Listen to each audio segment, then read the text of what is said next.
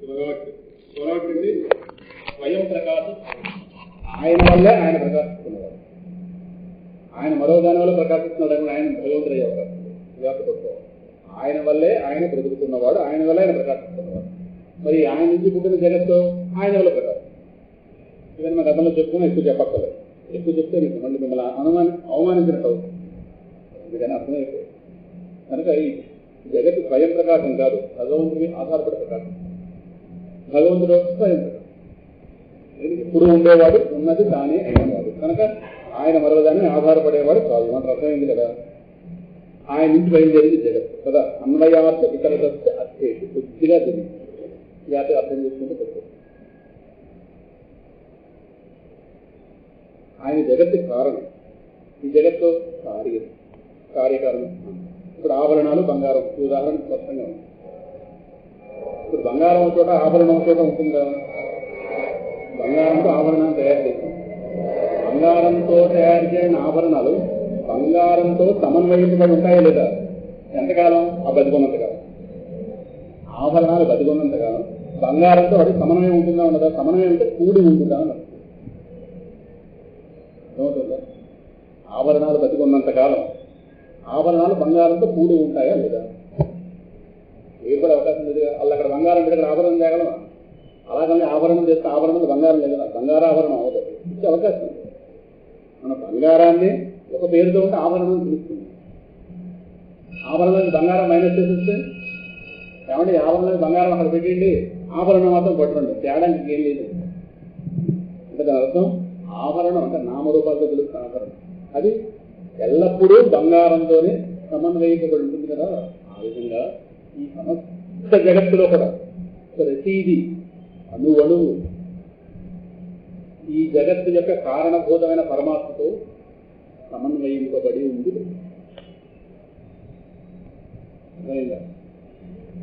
అన్వయాత్ ఇతరసస్య అర్థేషు. ఎలాగైతే బంగారాభరణాలన్నీ కూడా బంగారంతో సమన్వయింపబడి ఉంటాయో ఆ విధంగానే ఈ సృష్టిలో ప్రతి అణువు, ఎలాగైతే పూలమాలలో పూలన్నీ కూడా దారానికి సమన్వయింపబడి ఉంటాయో, ఒక దారం ఇన్ని పూలని కలిపి ఏకీకృతం చేసి ఒక మాలగా తయారు చేస్తాం. ఈ జగత్తులో చూస్తే ఒకటి మరొకటి కాదు, దేనికంటే వేరు వేరే కనిపిస్తున్నాయి. ఈ పుస్తకం బల్ల కాదు, బల్ల ఈ గుడ్డ కాదు, గుడ్డ ఏమైనా రికార్డర్ కాదు, ఇదేమో మైక్ కాదు, మైక్ ఏమైనా ఫోటో కాదు, ఫోటో ఏమైనా ఫ్యాన్ కాదు, ఫ్యాన్ కరెంట్ కాదు. అవన్నీ కలిపితే మనం కాదు. కనుక మనం వెళ్ళి వెలుగుతుపోతాం ఇక్కడ నుంచి కాబట్టి. కానీ ప్రపంచంలో ఒకటి మరొక దాంతో వేరు వేరు ఉన్నట్టు కనిపిస్తున్నా ఈ జగత్ అనేటటువంటి ఈ ప్లాట్ఫామ్ మనందరం ఎవరెప్పుడు ఎక్కడున్నా సరే అందరూ ఇక్కడే కదా ఉంటున్నాం. తెలియకపోయినా ఒక దానితో మనందరూ సమన్వయించుకోవడం. ఆభరణాలన్నీ కూడా బంగారంతో ఎలాగైతే ఆభరణాలు అనేకంగా కనిపించచ్చు కాక, కానీ ఒకే ఒక బంగారంతో ఎలాగైతే సమన్వయింపబడి ఉన్నాయో ఆ విధంగానే ఈ సృష్టిలో భాగమైన ప్రతి వస్తువు సృష్టికి కారణభూతమైనటువంటి భగవంతుడితో నిరంతరము అనుసంధానింపబడి ఉన్నాయి. సమన్వయింపబడి అంటే అనుసంధానింపబడి. ఆయన వేరుపడ్డాయా వీటికి ఉనికే ఉండదు, అసలు వీటికి ఎగ్జిస్ట్ అవ్వడం అన్నదే ఉండదు. అవుతుంది. ఎందుకంటే ఈ ప్రపంచంలో ప్రతి వస్తువుకి ఉనికి అన్నదాన్ని పోస్తున్నవాడు ఎవరు? ఈ ప్రపంచంలో ప్రతిదీ ఉన్నట్టుగా కనిపిస్తుంది. అంటే ప్రతిదాన్ని కూడా మనం ఒక మాటతో చెప్తాం, ఉన్నది. ప్రతి మాటని ఈ పదంతో ముగిస్తాం. వాళ్ళు ఉన్నారు, ఈవిడ ఉంది, ఆయన ఉన్నాడు. వాళ్ళు చాలా పేదరికం ఉంటే వాళ్ళు పేదరికం ఉంది, అలా ఆయన వెళ్ళిపోయాడు అంటే వెళ్ళిపోవడం అన్నది ఉంది. ప్రపంచంలో ప్రతిదీ ఉంది ఉంది ఉంది ఉంది ఉంది ఉంది అనే చెప్తుంది. ఆ ఉంది పెద్ద భూమి. ఎవరు ఈ ప్రపంచంలో ప్రతిదానికి ఉనికి పోస్తున్నారు? ఇప్పుడు నేను ఉన్నానంటాను లేదా? నేను ఆ వల్లనే ఉన్నానంటే కుదరదు. నేను ఆ వల్లనే ఉండే మాట అయితే నేను ఎప్పుడూ ఉండగలను. కానీ నాకంటే ఒక అస్తిత్వం పూసే ఇలాగా తిప్పితే జిలేబీ తయారించగా జిలేబీకి అస్తిత్వం ఎక్కడి నుంచి వస్తుంది? ఈ పిండి వల్ల వస్తుంది. ఆ పిండిని అలా పోస్తే నేర్పడతాను, ఆ పోతే అప్పుడు ఆ జిలేబీ అందంగా తయారవుతుంది. జిలేబీకి ఉనికి అనేది ఎక్కడి నుంచి వస్తుంది? పిండి వల్ల. పిండి లేకపోతే జిలేబీ ఊహించలేదు. అలాగే ఈ ప్రపంచంలో ప్రతి వస్తువుకి, ఒక వృక్షంలో భాగమైనటువంటి ప్రతి భాగానికి కూడా అస్తిత్వం విత్తనంలో ఉంటుంది. విత్తనం ఇవ్వలేదనుకోండి, ఆ వృక్షంలో ఆ భాగానికి చోటే రాదు. ఆ విధంగానే ఈ ప్రపంచంలో ప్రతి అణువు భగవద్గీతలో చెప్పింది, సర్వభూతానాం బీజం తదహమర్జును నతస్తి వినాయస్యాత్మయా భూతం చరాచరం. 10వ అధ్యాయం ఆఖరిలో ఈ ప్రపంచంలో ప్రతి అణువు నాతోనే సమన్వయించబడింది, నేను లేకపోతే వాడికి అస్తిత్వమే లేదు. సముద్రం తెలియకుండా ఏ కెరటం బయటకు వచ్చే అవకాశం లేదు. కెరటానికి అస్తిత్వం పోయవలసింది ఎవరు? ఈ ప్రపంచంలో ఎవరు ఉన్నామంటే మన తెలివితేటలతో మనం లేము. మనకు ఆ ఉనికి పోతున్న వాడు ఒకడు ఉన్నాడు, వాడి గురించే కనిపిస్తున్నాం. అంటే ఎవరి నుంచి సమస్య జరిగితే బయలుదేరింది, ఎవరి నుంచి ఏ జన్మించడం ఆ వస్తువు.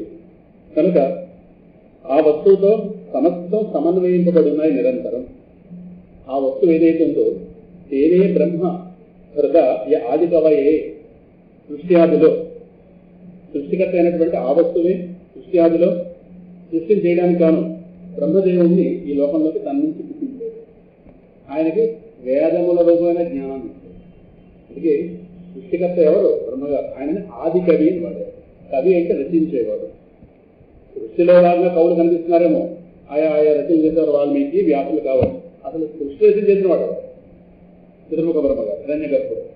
ఆయన సృష్టించిన వాడు ఈ పరమతత్వం సత్యం పరం ధీమహి అక్కడి నుంచి బయలుదేరింది.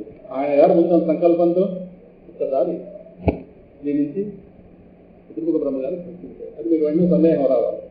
దాంట్లో ఏవైతే పరమాత్మతో సమన్వయింపబడున్నాయో ఆ నామరూపాలు అనిత్యం, అవన్నీ ఏ పరమాత్మకి సమన్వయింపబడున్నాయో ఆయన నిత్యం. నామరూపాలు పెద్దలే వచ్చాయి కదా, ఆవరణ ఏముంది వాళ్ళు కూడా లేకుండా పోతుంది. ఆ మాత్రం అర్థమైంది కదా, కెరటంగా లేకుండా పోతుంది సముద్రంగా. కనుక ఉన్నంతకాలం కూడా పరమాత్మతో ముడిపడి ఉన్నాయి. ఆయన నుంచే బయలుదేరే, ఆయనలోనే ఉంటాయి, ఆయన వల్లే ఉంటాయి. ఆయన అందుకే అన్నిటినీ తనలోకి లీనం చేసుకున్నది కాబట్టి లింగం. శివలింగం పేరుకు వచ్చింది లింగం. అన్ని లీనం కావడానికి అది లయస్థానం.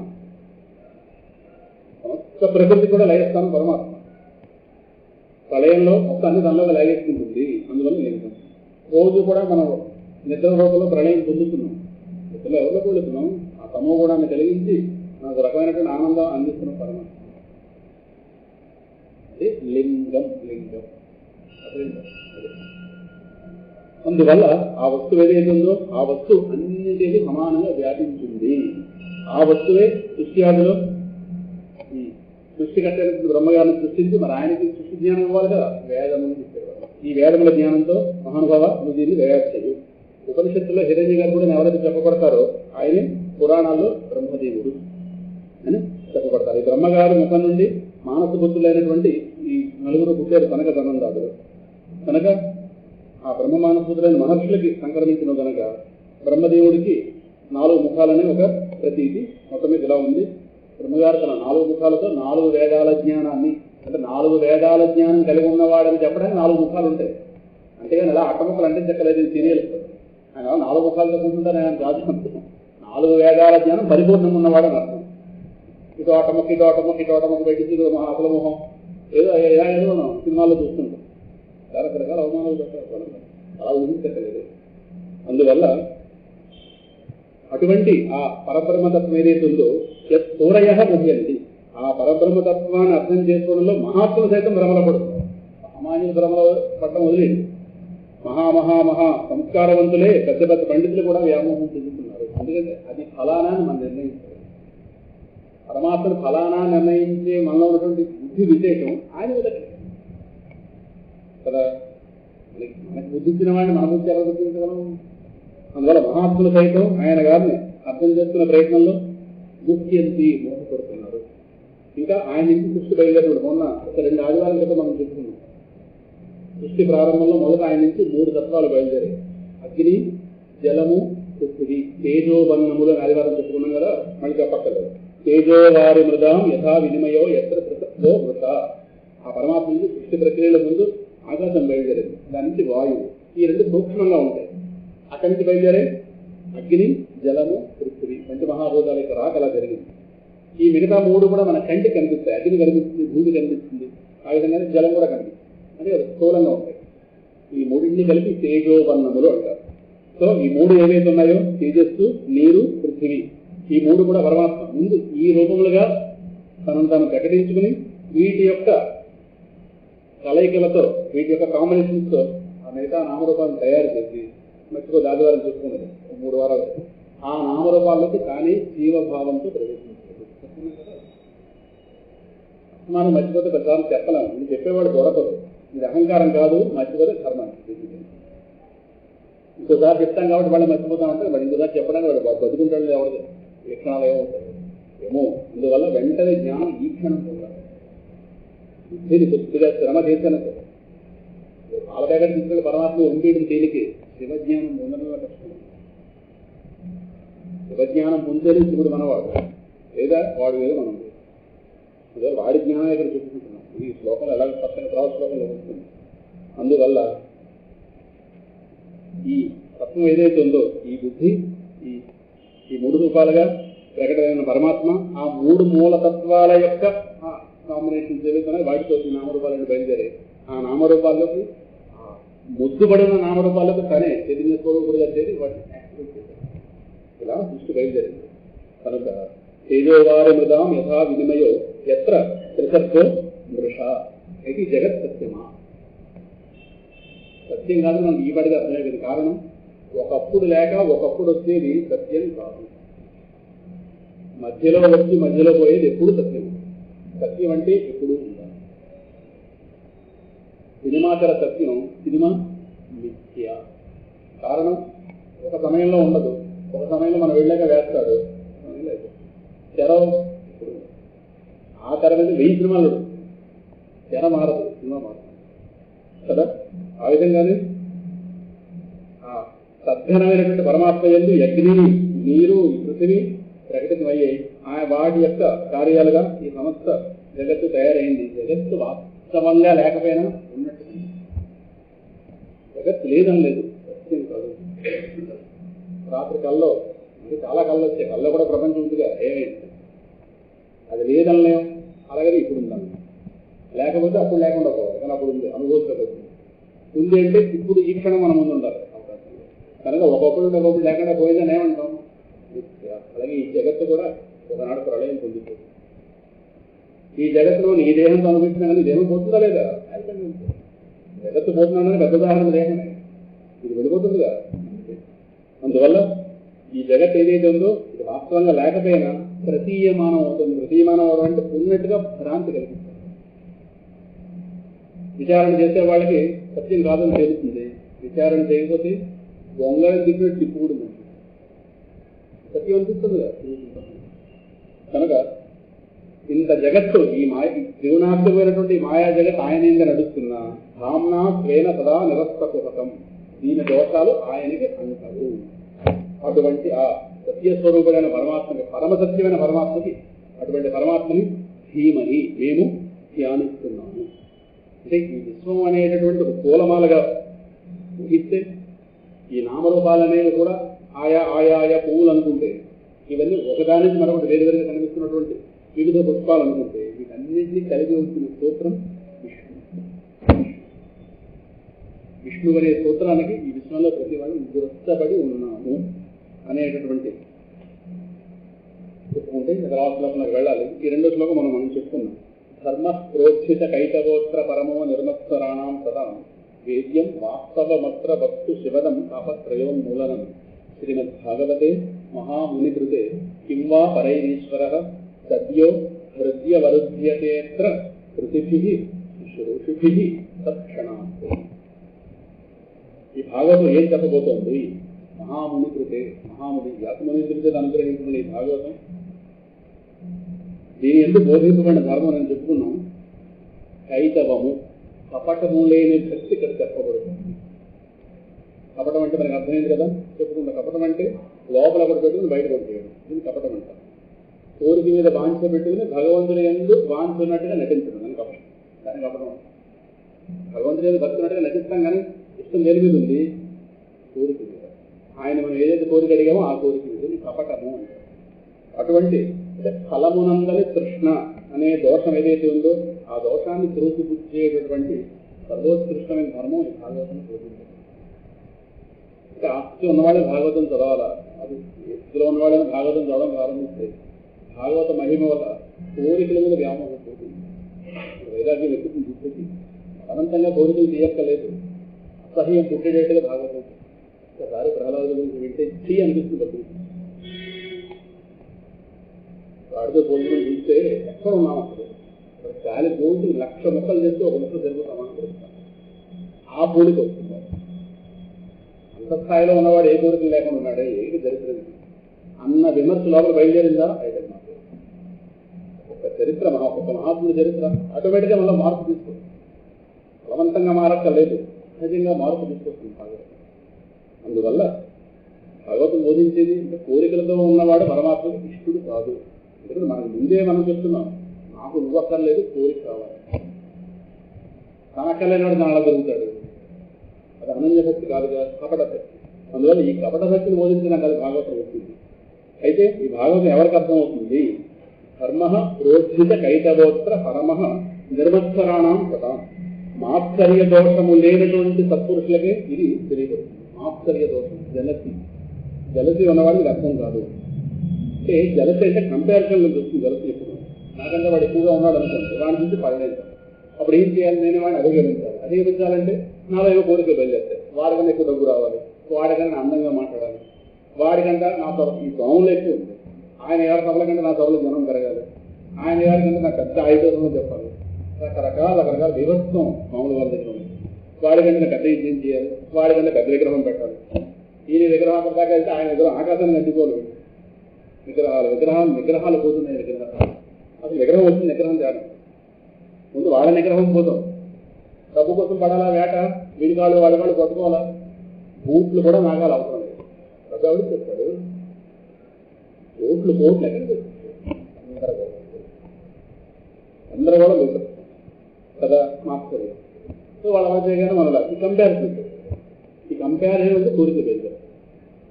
నేను నన్ను చూసుకున్నాను అనుకోండి, ఏ సమస్య లేదు. పక్క వాడితే పోల్చుకోవడంలోనే వాడి చిన్నకారు పెద్దకారు రకరకాల వాడు పదవి ఉంది, పదవి లేదు ఇలా. అందువల్ల ఈ మాత్సర్య దోషం ఏదైతే ఉందో ఇది లేని సత్పురుషుల చేతి ఇది తెలియబడుతుంది. మరి మాత్సర్యం ఉన్నవాళ్ళు భాగవతం చదవకూడదు. చదువుతున్న మాత్సర్యం పోల్చుకోవచ్చు. ప్రహ్లాదులతో పోల్చుకుంటే పోవచ్చు, ఎదిగి అనామకులతో పోల్చుకున్నది పోల్చుకోవచ్చు. ప్రహ్లాదులతో పోల్చుకుంటే ప్రాచీన పరిహి మహాత్ముడు ఆయన చరిత్ర ఇందులో ఉంది. దత్తాత్రేయుడి చరిత్ర ఇందులో లేని చరిత్ర ఎక్కడ? ద్రోవుడితో పోల్చుకోవచ్చు కానీ పెద్దవాళ్ళతో పోల్చుకుంటే అది మాత్సర్యమే. చిన్న వయసులో జ్ఞానం ముందు చూడు అని ప్రహ్లాదులు ఏడు పెట్టుకున్నాం అనుకోండి, మోక్షం పెట్టుకుంటాం కదా. 5 ఏళ్ళలో ముందు చెడు ఎప్పటిదాకా పొందలేక ఈ తొందరగా పెట్టుకోవచ్చు. అదే మనం చాలా జరిగిన వాళ్ళు అటువంటి పెట్టుకుంటాం. పనికి వచ్చే పెట్టుకుంటే ఏమైనా పోకూడదు. ఈ పనికి దాన్ని పెట్టుకోవడంలో మనకు పడేది, ఇంటి పట్టుకుంది అని పెట్టుకోకూడదంట. అందువల్ల ఇది నిర్మత్సరాణం సదాం వేద్యం వాస్తవమత్ర వస్తు శివదం తాపత్రయోన్మూలనం. ఇది పరమార్థ సత్యము, శ్రేయస్కరము. ఇక్కడ పదం వచ్చింది వేద్యం, ఇది తెలియదగినది. మాత్సర్య దోషము లేని సత్పురుషుల చేత ఇది వాళ్ళకే స్పష్టంగా అర్థమవుతుంది. భక్తితో ఆశ్రయిస్తే మాత్సర్య దోషం తొలగించి అర్థం. ఇంకా వాస్తవం అత్ర వస్తు శివదం, పరమార్థ సత్యం. ఇందాక చెప్పుకున్న వస్తువు ఏదైతే వ్యవహార సత్యం చెప్పేది కాదు. ఈ కనిపిస్తున్న జగత్తు వెళ్ళి ఇవాళ ఉంటే అది లేకుండా పోతాయి. లోక జ్ఞానాన్ని కోసం భాగవతం కాదు, లోకేశ్వరుడి జ్ఞానం కోసం భాగవతం. అటువంటి పరమార్థ సత్యం ఇది ఇంకా ఏమిస్తుంది? శివదం, శివుణ్ణి మనకిస్తుంది. శివం అంటే మంగళకరం, శివుడు అంటేనే మంగళకరం. మరి ఆయన అమంగళంగా ఉంటాడే, ఇక్కడ అక్కడ శ్మశానంలో ఉంది. ఆ అమంగళాన్ని మంగళం చేయడానికి ఈ మంగళ స్వరూపుడు. పరమశివుడు పేరు చెప్పుకుంటే మన మంగళాలు, ఎందుకంటే సర్వమంగళ పక్కన ఉంది అమ్మవారు కదా. అందులో వాళ్ళు అలా వదిలిస్తే పైన ఎక్కడ ఉంటారు, ఎక్కడ ఉంటుంది. వెళ్ళి వీళ్ళ పైన తిరగండి, ఈ పిల్ల బాగానే ఉంటాం, ఆ పిల్ల కూర్చోలేదు, తెల్ల లక్షణం వచ్చింది, పైన తిరుగుతుంది. శ్రేయస్కరం, శ్రేయస్ అంటే జ్ఞానం, శివం అంటే మంగళకర జ్ఞానం కనుక అటువంటి శివదం, శివుడిని మనకి ఇస్తుంది. ఇందాక చెప్పుకున్నాం కదా, శివుడు మనకంటే వేరుగా లేడు, మన స్వరూపమై ఉన్నాడు. మన స్వరూపమై ఉన్నాడు అన్నప్పుడు మరి ఆయన మనకి ఇవ్వాలంటే ఆయన జ్ఞానం. లేని వస్తువుని ఎక్కడి నుంచి తెచ్చి ఇవ్వాలి, ఉన్న వస్తువుని ఇవ్వాలంటే దాని జ్ఞానాన్ని ఇవ్వాలి. వస్తువు ఉందిగా, పరమశివుని ఎక్కడి నుంచి తేవట్లేదు కూడా, మన స్వరూపమై ఉన్నాడు. అందువల్ల ఆయన జ్ఞానమే ఇక్కడ చెప్పబడుతుంది. ఇంకా తాపత్రయోన్మూలనం స్పష్టంగా మనందరూ కూడా బ్రహ్మాండమైనటువంటిది. ఎవరికి ఏమన్నా ఎవరికి లేకపోయినా ఈ 3 మాత్రం అందరికీ తాపత్రయాలు. ఒకరికి బతికుండగా మనిషిని మంట పెట్టేది ఇవే. అలాగే తాపము అంటే అగ్ని తప్పింపజేస్తున్నారు. 3 ఆధ్యాత్మికం, ఆదిభౌతికం, ఆదిభౌతికం. మానసిక తాపాలు, దైహిక తాపాలు, చుట్టూ ఉన్న వాళ్ళ వచ్చే సమస్యలు, ఇంట్లో వాళ్ళ వచ్చే సమస్యలు, ప్రకృతి వల్ల వచ్చే సమస్యలు ఇవన్నీ ఉన్నాయి కదా. వాటిని పోగొట్టేటటువంటి ఆ 3 రకాల దుఃఖాలను పోగొట్టేటటువంటి పరబ్రహ్మ పదార్థాన్ని ఈ గ్రంథం ప్రతిపాదిస్తుంది. వస్తు వేద్యం వాస్తవమత్ర వస్తు శివదం తాపత్రయం. ఆ తత్వాన్ని ఏం చెప్పబోతున్నారో దాని గురించి ముందు పరిచయం ఏర్పాటు చేస్తున్నారు. ఇది శ్రీమద్భాగవతం. ఈ శ్రీమద్భాగవతే మహాముని కృతే, మహాముని వ్యాసమునీంద్రుడి చేత అనుగ్రహించబడినటువంటి ఈ భాగవతం ఏదైతే ఉందో, కింవా పరై ఈశ్వర, ఇతర శాస్త్రాల అంటే ఇతర శాస్త్రాలు తప్పు చేయడం అని కాదు, భగవతం యొక్క గొప్పతనాన్ని చెప్పడం. ఇతర శాస్త్రాలు మానవుల హృదయంలో ఉన్నటువంటి ఆ ఈశ్వరుణ్ణి వెంటనే అనుభూతి తేడంలో ఫెయిల్ అవుతున్నాయి కదా. అటువంటి ఇప్పుడు ఈ గ్రంథం ఏదైతుందో, ఈ గ్రంథం శ్రవణం చేసే పుణ్యాత్ములకి తక్షణమే వినవలసిన రీతిలో కనుక పెడితే తక్షణమే అంతర్యామిగా ఉన్నవాడు కాస్త వెంటనే రివీల్ అవుతాడు. లోపల ఎంతో రాడు అప్పుడు ఉన్నవాడు ఒకసారి వెంటనే వాడిని వ్యక్తపరిచేటటువంటి శక్తి భాగవతానికి ఉంది కదా. మిగతా గ్రంథాలు వచ్చి ఆలోచన చేస్తాయేమో, ఇంత శీఘ్రంగా భగవంతుడు మనం పట్టించేటటువంటి గ్రంథం మన దగ్గర ఉన్నప్పుడు ఎందుకు అటు ఇటు పరిగెడతారు అని ఇక్కడ ఈ భాగవతం యొక్క విషయాన్ని గొప్పని ఇక్కడ దీని యొక్క ప్రశస్తిని ఇక్కడ చెప్తూ మొత్తం మీద తర్వాత 3వ శ్లోకంలోకి వెళ్ళాలి కదా. నాకు తృప్తి అయితే లేదు, కారణం దీని గురించే రోజంతా మాట్లాడుకోవాలి. కానీ ఒక టాపిక్ టేకప్ చేసాం కనుక కంప్లీట్ చేయాలి తర్వాత ఎంత అర్థమైతే సరే. అందువల్ల కైతవం గురించి నాకు అలాగే చెప్పుకున్నాం కనుక 3వ శ్లోకం ఇక్కడ నిగమకల్ప తరోర్ గణితం ఫలం సుఖముఖాత్ అమృతద్రవ సంమిదం జగత భాగవతం రసమాలయం విభురహో రసిక భూమి భావుక. ఈ భాగవతం ఎప్పటిదాకా చదవాలి? ఆలయం లయం అయిపోయేదాకా, 2వ స్థానం. ఇది చచ్చిపోయేదాకా ఒకరు పరమాత్మకు వేరుపడిన మనం మళ్ళీ పరమాత్మలో చేరేదాకా కాదు. పరమాత్మలో చేరిన వాళ్ళు కూడా వింటున్నారు. అది గొప్ప కనక సంబంధాలు వాళ్ళందరూ వినలేదా? ఆలయం ఆసమంతాత్ లయం, లయం అయ్యేదాకా, బ్రతికుండేదాకా. అంటే ఇక్కడ ఈ వేదాన్ని కల్పవృక్షంతో పోల్చారు. కల్పవృక్షం ఏది కోరుకుంటే ఇస్తుంది కదా. అందువల్ల ఇహలోక సుఖాలు, పరలోక సుఖాలు, కర్మ ఉపాసన ద్వారా వేదం కల్పవృక్షం. ఎందుకంటే అందులో ఉన్న కర్మకాండ ఆచరించామా ఇహలోక సుఖాలు వస్తాయి, ఉపాసనలు ఆచరిస్తే స్వర్గాది లోకాలు వస్తాయి. కనుక వేదం కల్పవృక్షంతో పోల్చారు. ఆ కల్పవృక్షం దగ్గరికి వెళ్ళి అది మనం ఏది భావం చేస్తే తీసుకుంది. ఒకసారి సుఖమహర్షి కల్పవృక్షం ఈ వేదాన్ని కల్పవృక్షం దగ్గర వెళ్ళేట మనం సరే మొత్తం మీద ఆయన దాని నేలలో కొంత కూర్చుని వెళ్తుంటా. అంటే మహర్షికి ఏమో కోరుకుంటూ కోరుకో అని అడిగిందిగా వేదం. నాకు ఏ కోరికలు లేవే తెలియదు, ఏ కోరికలు లేవనగానే అప్పుడు ఆ చెట్టు చిటార కొమ్మ ఇది వేదముల యొక్క చిటార కొమ్మలు ఎవరు? వేదాంతములు, ఉపనిషత్తులు. ఆ ఉపనిషత్తులు అనేటటువంటి ఆ చిటార కొమ్మలను ఒక పండుటి ఈ మహర్షి ఎదురు పడింది. ఇది కోరికలేవి లేదనగానే ఆ పండు పడింది. ఎవరా పండు అంటే భాగవతం. అంటే వేదములు, వేదాంతులు అన్నింటి యొక్క సారవంతమైన రూపం పండు. వృక్షం యొక్క గొప్పతనం ఎక్కడ ఉంటుంది? పండులో. ఎంతకాలం మామిడి చెట్టు వేసి మామిడి పండు రాకపోతే ఆ చెట్టు ప్రయోజనం ఉంది. కొమ్మలు పోసుకోవడం ఇవన్నీ సెకండరీ. ఇవన్నీ మామిడి చెట్టు వేసినది మామిడి పండు చూడాలి కనిపిస్తుంది కదా. ఆ విధంగానే ఈ పండు ఏదైతే ఇదే భాగవతం. ఈ సుఖమహర్షి భాగవతాన్ని పరీక్ష మహారాజు గారికి బోధించాడినా. సుఖ అనే శబ్దానికి చిలకనే రాదు కదా. ఈ చిలక్కొట్టుడు ఏదైతే ఉందో, చిలక్కొట్టుడు పండు తీయంగా ఉండి ఒక ప్రసిద్ధి. చిలక నోట్లో అమృతం ఉంటుంది కదా, అది పండులో పండులో రుచి, దాని తోడు అమృతం కలిసింది. ఇది చిలక్కొట్టుడు పండు చాలా రుచిగా ఉంటుంది. అందువల్ల రచించింది వ్యాసులే కావచ్చు, కానీ బోధించిన వాడు శుకుడు కనుక ఈ భాగవతం ఆయన ద్వారా రావడంలో మరింత మధురమైంది అని చెప్పి ఇక్కడ సుఖముఖాత్ అమృత ద్రవ సంహితం శివత భాగవతం రసం ఆలయం ముహురహో రసిగా భువి భావుక. ఈ భాగవతం ఈ పండుని అడుగడుగునా ఆస్వాదించండి అని చెప్తున్నారు ఆయన. ఇక్కడ 2 పదాలు వాడారు, రసికులు, భావుకులు. రసికులు అంటే వాళ్ళు కనిపిస్తున్నట్టు లోకంలో వెంటనే సుఖాన్ని కోరేవారు. భావుకులు పరలోకంలో ఉండే సుఖాలు కోరుకునేవారు. సరేనా? అందువల్ల అంటే లోకంలో కొందరు ధనాన్ని కూడబెట్టేవాళ్ళు కొందరు ఉంటే, కొంతమంది ఖర్చు పెట్టడంలో నేర్పరు కదా. కూడబెట్టేవాళ్ళు భవిష్యత్తును ఆలోచించి కూడబెడతారు, ఖర్చు పెట్టడం చేతగా కాదు వాళ్ళు. ఈ ఖర్చు పెట్టేవాళ్ళు తర్వాత చదువుతాం బతుకుతాం లేదు ఏం చెప్తాం, ఇవాళ శుభ్రంగా ఏమో ఇంత కూడబెట్టి చచ్చిపోతే వాడు కూడా పడుకుపోతారు. అందువల్ల ఇవాళ మనం అనుభవించేస్తే బాగుందిగా వాడి దృష్టి. అటువంటి వాళ్ళు నిండా 100 బతుకుతారు కొందే. పోతాను మా ఇంటికి ఒక ఆయన ఉన్నాడు, పేరు ఎందుకు లేదు, 22, 23, 24 ఏళ్ల కింద నుంచి ఆయన హార్ట్కు హోల్ ఉంది ఎప్పుడు పోతాడు హాయిగా 74 హాయి బ్రహ్మాండం.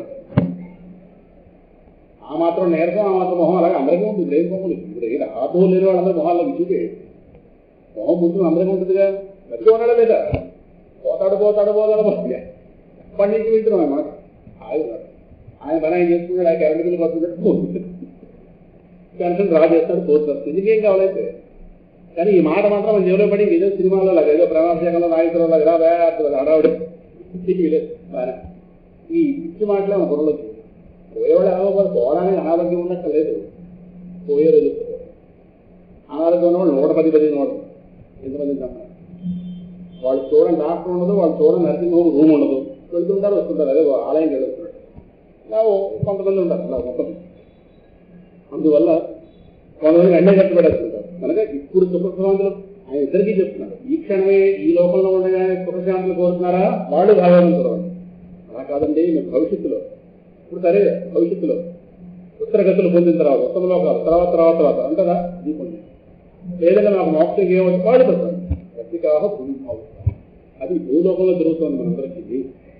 యదిచ్చతి సత్య సత్ అని ఇక్కడ ఆయన మొత్తం మీద అంటే ఒక పండు తీసుకుని అందులో టెంకా పీచు రకరకాలు ఉంటాయి. కాదు, షాప్ పూర్తిగా రసం అన్నది తీసామనుకోండి, అందులో విడవడానికి ఏముండదు. పండిద్దామనుకోండి కొంత విడవలసిన భాగం ఉంటుంది. కనుక ఇది అందుకే ఇక్కడ రసిక భువి భావుకాహ రసమాలయం. ఇందులో అంటే భాగవతంలో విడిచిపెట్టదగిన వాక్యమే లేదు. అది రసమైన పదంతో ఇక్కడ చెప్పి తర్వాత 4వ శ్లోకంలో వెళుతున్నాం. ఈ గ్రంథంలో ప్రవేశించాం. నైమిషే అనిమిష క్షేత్రే మునయ శౌనకాదయ సత్రం స్వర్గాయ లోకాయ సహస్ర సమమాసత. అనిమిష క్షేత్రే నైమిషారణ్యంలో అది అనిమిష క్షేత్రము. అనిమిషులు అంటే దేవతలు, వాళ్ళ 2 రెక్కలు ఉండవు. దేవతలు చాలా ఇష్టమైనటువంటి క్షేత్రం. ఆ విధంగానే మహావిష్ణువుకి యొక్క అత్యంత ప్రీతికరమైనటువంటి ఆ క్షేత్రంలో నిరంతరము విష్ణు చైతన్యం అక్కడ పరిపూర్ణంగా నిండి ఉండేటటువంటి క్షేత్రాలలో ఒకటి నైమిషారణ్యం. ఆ నైమిషారణ్యంలో అక్కడ మహావిష్ణువు యొక్క ప్రాప్తిని పొందగోరి శౌనకుడు మొదలుగా కొంత మహర్షులు 1000 సంవత్సరాలు ఇంకా 1000 జనాలు ఏదైనా అనుకోవచ్చు. 1000 సంవత్సరాలు ఉంటారా, 1000 జనాలు. కనుక సహస్ర సమమాసత 1000 జనాలు కొనసాగేటటువంటి ఒక యాగాన్ని మనం సంకల్పించే దాని పేరు సత్రయాగము. అందువల్ల పురాణం ఇప్పుడు కూడా ఇలాగే మొదలవుతుంటే మహర్షులు చాలా మంది దీర్ఘకాలం సత్రయాగం చేయడానికి సంకల్పించారు. రోజంతా హోమాలు అవుతుంటాయి. అయితే మధ్యలో కొద్దిగా విరామం ఉంటుంది ఒక క్రియకి మధ్య. అందువల్ల మహాత్ములు ఆ సమయాల్లో ప్రవచనాలని చెప్పించడం, విష్ణు సహస్రనామ పారాయణ ఇవన్నీ జరుగుతుంటాయి. కనుక ఆ సత్రయాగం జరుగుతున్నటువంటి ఆ ప్రదేశానికి అక్కడికి మహానుభావుడు సూత మహాముని మనందరూ అదృష్టం మేరకు రాగానే ఏకదాసు మునయ ప్రాతః హుదాగ్నయ సత్కృతం సూతమాసీనం అప్రచ్ఛు ఇదమాదరాత్. ఆ రోజు ఉదయమే హోమ ద్రవ్యాలతో అగ్ని యందు హోమాన్ని కాస్త విధంగా నిర్వర్తించారు. చిన్న విభాగం విరామం కాస్త వచ్చింది. ఆ సమయంలో మహర్షి రాగానే అప్పుడు ఆ సూత మహర్షిని కాస్త ఆసనం మీద కూర్చుండబెట్టి ఆయన్ని ఈ విధంగా సాధారణంగా ఆయన్ని ఈ విధంగా ప్రశ్నించడం చేస్తున్నారు. చేస్తూ అక్కడ ఋషులందరూ కూడా ఈ కలికాల ప్రజల కోసం చక్కటి ప్రశ్న వేశారు. కలికాల ప్రజలందరూ కోసం అయ్యా ఈ కలికాల ప్రజలందరి యొక్క అదృష్టం ఏమిటో చెప్తాం నేనంటే. కలి ప్రారంభంలో ఉంది, జస్ట్ ప్రారంభమైన కొద్ది సంవత్సరాలైంది. రాబోతున్న కలి ఘోరమైన కలి రాబోతుంది. అప్పటికి ఇంకా కూడా కలి ప్రవేశించిందేమో కానీ వెళ్ళిపోయిన ద్వాపరయుగానికి సంబంధించిన మంచి లక్షణాలు కొన్ని అక్కడక్కడ కనిపిస్తుంది. అందువల్ల హోమాలు ఏమి జరిగే మహర్షులు కూడా మంచి ఆలోచన, ఇప్పుడు సాధువులు కూడా మంచి ఆలోచన. కలి ముదిరిపోయింది బాగా. వాళ్ళు అడుగుతున్నారు ముందు వ్యాస భాగవతం చెప్పి కోటయ్య గారు అత్యద్భుతమైనటువంటి ట్రాన్స్లేట్ చేశారు ఆ బుక్లో ఉంది. ప్రాయేణ అల్పాయుషః సర్వే కలౌ అస్మిన్ యుగే జనాః మందాః సుమందమతయో మందభాగ్యాః ఉపద్రుతాః. ఇది ప్రశ్న. దీని కోటయ్య గారు అద్భుతమైన చాలా సందర్భాల్లో చెప్తున్నారు. మనందరికీ 6 లక్షణాలు నిండుగా ఉంటాయి కలియుగంలో. ఇవి ఉంటాయని ఎవరు ఇంకా వెరిఫై చేసుకోకలేదు. అలసులు, మందబుద్ధయుతులు, అల్పతరాయువులు, ఉగ్రరోగ సంకలితులు, మందభాగ్యులు, సుకర్మములెయ్యది చేయజాలరు ఈ కలియుగమందు మానవులు కావున చెయ్యది సర్వసౌఖ్యమై అలవడు నేమిటం కొడము ఆత్మకు శాంతి ముని. అద్భుతమైన ట్రాన్స్లేషన్ కోరుతున్నారు. కనుక 6 లక్షణాలు చెప్పకల అలసులు, సోమరతన యొక్క నిధి ప్రతివాణం కూడా. అలసులు అంటే సోమరతనం అంటే లేని అలసట ఊహించుకోవడం. సోమరి ఏముండదు ఆయనే ఉంటాడు అక్కడ అంటే ఏదో ప్రపంచం మొత్తం వాడే కొనేస్తున్నాడు మనకు. వాడి సోమరి వాడి ఇది ఏముండదు అక్కడ. కానీ మొత్తం అంతా ఇల్లంతా వాడి మీద వెళ్ళిపోతున్నాడు. విశాఖపట్నం అంతా విశాఖపట్నం అందరి అవసరాలు వాడే చూస్తుంటారు. భారతదేశం మొత్తాన్ని వాడే చూపిస్తున్నట్టు ఏమీ లేడు. వాడి భోజనం తిన్నా కూడా వాడి భారం కదా. కానీ ఊరంతా కర్మ వాడి మీద ఉన్నట్టుగా ఆ విధంగా మాట్లాడతారని ప్రజానికి ఈ కంపెనీ సరిపడి పెట్టరా. అన్నం తిన్నాక చీకటి కూడా వాడు కష్టమే. అన్నం తిన్నా మాత్రం పుష్కలంగా ఉంటుంది. చీకటి కూడా తప్పదంటావా? మానేస్తే సరే కదా. ఇంక ఇలాగ అంటే ఆ పని వాడు ఇష్టం ఒప్పుకున్నాడు అనుకోండి. ఇది కావాలి ఇంకోటి చెప్తారని ఆ కంపెనీ సరిపడి పెట్టమంటారని ఇక్కడే ముందు మాట తప్పదా చేయబడుకోవడం దొరుకుతుంది అయిపోతుందిగా అలా. కనుక అలసులు, కోమరి పోతులు, మందబుద్ధియుతులు, బుద్ధి సరైన సమయాన్ని సరిగ్గా పనిచేయదు. వ్యవహారంలో మాత్రం ఒక ప్రమాణం ఉంటుంది. అలా అందదు. అంటే బుద్ధి మందించడం అంటే సరిగ్గా పనిచేయదు. ఆత్మజ్ఞాన విషయాలు చెప్తున్నప్పుడు, సూక్ష్మ విషయాలు చెప్తున్నప్పుడు స్థూలంగా ఉంటుందేమో ఈ లోపల మందబుద్ధియుతులు, అల్పతరాయువులు. పెద్దవాళ్ళు ఉంటారు, చిన్నవాళ్ళు విడిపోతుంటారు. వరుస మారిపోతుంది. వచ్చిన వరుసలో వెళ్ళడం అనేది కలికాలంలో తగ్గిపోతూ వస్తుంది. అల్పతరాయువులు. ఇంకా ఉన్నవాళ్ళు ఏముద్రిస్తారంటే ఉగ్రరోగ సంకలితులు. బ్రహ్మాండమైన రోగాలకు విలయాలు అవుతుంటాయి ఆ దేహం. ఇంకా ఉగ్రరోగ సంకలితులు, మందభాగ్యులు. చూడండి, పూర్వజన్మలో చేయగానే తెచ్చుకున్న భాగ్యాలు ఉంటాయంటే పూర్వజన్మలో భాగ్యాలు ఉంటే వాడి కలికాలంలో ఎందుకు వస్తారండి? వాడు పూర్వమే అయిపోయాడు. ప్రారంభంలోనే మహా అయితే కలి ప్రారంభంలోనే వాడి అకౌంట్ క్లియర్ అయిపోయింది. అలా దూరం వచ్చేసారు. 5,400 5,500 సంవత్సరాలు దూరం వచ్చేసరికి వాడి భాగ్యం ఏమీ లేదు. మందించిన భాగ్యము మంద భాగ్యం. ఎవరంటే తెచ్చుకున్నది ఏమీ లేదు. ఇప్పుడేం చేస్తాడా? వాడుకు చేయలేదు. సుకర్మములు అయ్యేది చెయ్యదు. గతంలో చేసుకున్న ఉండవు, ఇప్పుడు చేయడానికి బుద్ధిగా చేయదు. అంతంత మాత్రం ఆరోగ్యం, ఓహో సోమరతనం నిండా ఉంటుంది. పోలండి మీరు ఏం చేయగలిగి కొద్దిగా ఈ మాత్రం విషయం బుద్ధికి పట్టించుకుంటే పరమాత్మ చదువుతాడంటే మందబుద్ధి.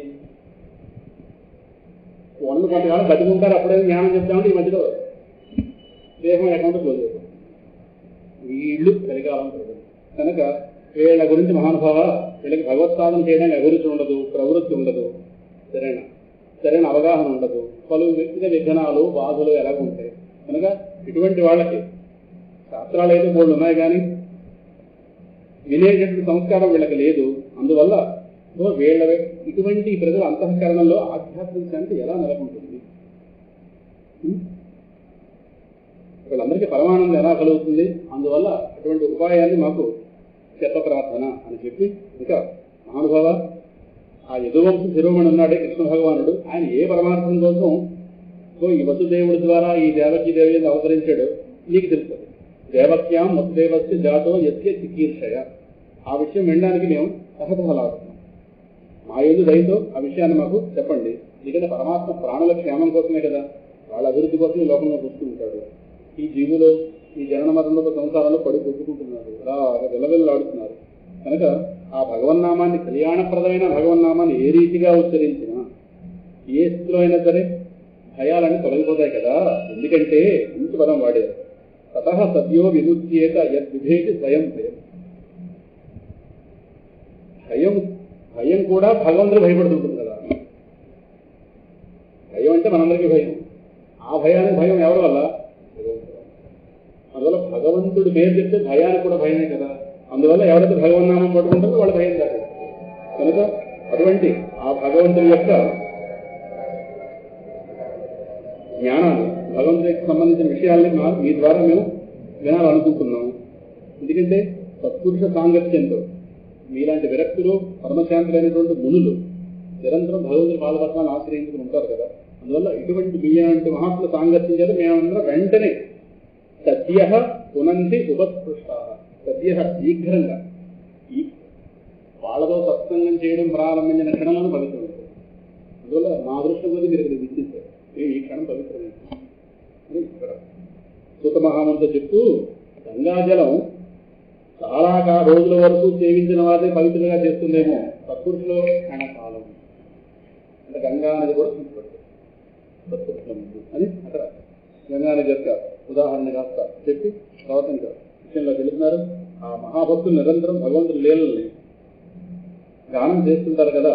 ఈ కలియుగ దోషాలను రూపుమాపేటటువంటి ఆ భగవంతుడి యొక్క యశోవైభవం ఏదైతే ఉందో, ఆ భగవంతుడి యొక్క నిర్మలమైనటువంటి ఆ కీర్తిని యశోవైభవాన్ని ఎవడైతే బాగుపడాలని కోరుకుంటున్నాడో వాడే రాలనుకుంటుంటాడు. బాగుపడాలనుకునేవాడు, కలికాలంలో బాగుపడాలనుకునేవాడు పరమాత్మ యొక్క ఆ యశోవైభవాన్ని ఎవడు వినకున్నాము, బహుశా వాడు వెంటనే వెళ్తే చెడిపోదాం అనుకుంటున్నాడు అన్న. కలిమలాపహం శుద్ధికామో నా శృణు యాజ్యత కలిమలాపహం. ఎవడైతే వాడు శుద్ధి చేసుకోవాలనుకుంటున్నాడో అటువంటి వాడు భగవంతుడి యొక్క ఈ పవిత్ర గాథ ఏదైతుందో దాన్ని ఎవరు వెనుకుండా ఉంటాడు చెప్పండి మీరు. అంటే పరమాత్ముడి యొక్క లీలల గానం చేసినంత మాత్రంలో, శ్రవణం చేసినంత మాత్రంలో మానవుడికి అంతఃకరణ చేస్తారు. అందువల్ల కలికాలంలో ఈ అడ్వాంటేజ్ ఉంది. అందువల్ల కలిపురుషుడు రానిచ్చాడు పరీక్ష 20 తర్వాత. కాబట్టి అంటే అంతఃకరణ శుద్ధి అంటే మనస్సు వెంటనే క్లీన్ అవ్వాలంటే, ఇక్కడ మనం ఎక్కువగా వాడుకున్న వస్తువు మనస్సే, దేహం కన్నా కూడా ఎక్కువ వాడుతుంది. ఏదైనా వాడుకలో మలం చేరుతుంది, దోషం పడుతుంది. వాడుకలో ప్రతిదీ అరిగిపోతూ ఉంటుంది కదా. ఇల్లు 10 మంది తిరిగితే దుమ్ము దుమ్ము. ఆ విధంగానే మనసు నిరంతరం ఖాళీ లేకుండా వాడుతున్నాను కనుక దానికి రకరకాల దోషాలు అంటుతాయి కనుక మనసు కూడా స్నానం చేయించాలి. దేహాన్ని స్నానం చేయించడం తెలుసు, మనసు స్నానం మానస స్నానం విష్ణు చింతనం శాస్త్రం. మనస్సు చేత విష్ణునామ సంకీర్తన చేయిస్తే వీళ్ళు భగవత్ కథామృతాన్ని వింటే మనసు శుద్ధిపడుతుంది. మనసు శుద్ధిపడిన వాడికే భగవద్జ్ఞానం వంట పడుతుంది. లేదా భగవంతుడు శత్రువులా తోస్తాడు. వాస్తవానికి భగవంతుడిగా శత్రువు వాడి మనసు శత్రువు. ఆ విషయం వాడికి పట్టదు, జన్మలో పోతాడు, వాడు పోలేదు. అందువల్ల పరమాత్మ ఎక్కువ లీలావతారం ధరిస్తుంటాడు కదా. నారదాది మహాత్ములు ఆ భగవన్ లీలల్ని చాలా భక్తి శ్రద్ధలతో గానం చేశారు. మేము శ్రద్ధాళువులు అయి ఉన్నాం, మా ఎందు దయతో మీరు వాటిని వివరించండి, మీరు సమర్థులు వాటిని వివరించడంలో. ఇక్కడ పరమాత్మ తన యోగమాయ ద్వారా లీలల్ని స్వచ్ఛందంగా చేస్తుంటాడు కదా.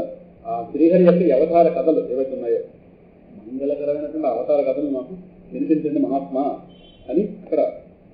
ఎందుకంటే మేము ఇక్కడ సత్రయాగం నిర్వహించేటటువంటి సంకల్పంతో, పవిత్ర సంకల్పంతో ఇక్కడ చేరున్నాం. కలియుగం ప్రవేశించి నాకు అర్థమైపోయింది. అందువల్ల ఈ వైష్ణవ క్షేత్రంలో ఒక 1000 సంవత్సరాల పాటు జరిగేటటువంటి ఈ 1000 సంవత్సరాలు 1000 రోజులు అనుకోవచ్చు. అందువల్ల ఈ సత్రయాగాన్ని నిర్వహించే ప్రయత్నంతో ఉన్నాం. ఈ వృత్తాంతాలు వినడానికి ఈ విధంగా మిమ్మల్ని ఈ విధంగా మేము ఆహ్వానించు, లేదు మీరు వచ్చినదో మాకు చెప్పండి, ఏదైనా పర్వాలేదు. ఎందుకంటే ఈ కలియుగంలో ప్రాణుల పవిత్రత, శక్తి క్షీణించిపోతాయి. చిన్న పదార్థంలో శక్తి ఉండదు, సరేనా? చేసే కర్మల్లో పవిత్రత ఉండదు. అందువల్ల రోజు రోజు మంచి శక్తిహీనుడు అయిపోతాడు కలికాలం. ఇది 30 ఏళ్ళకే ముసలితనం వచ్చేస్తుంటుంది.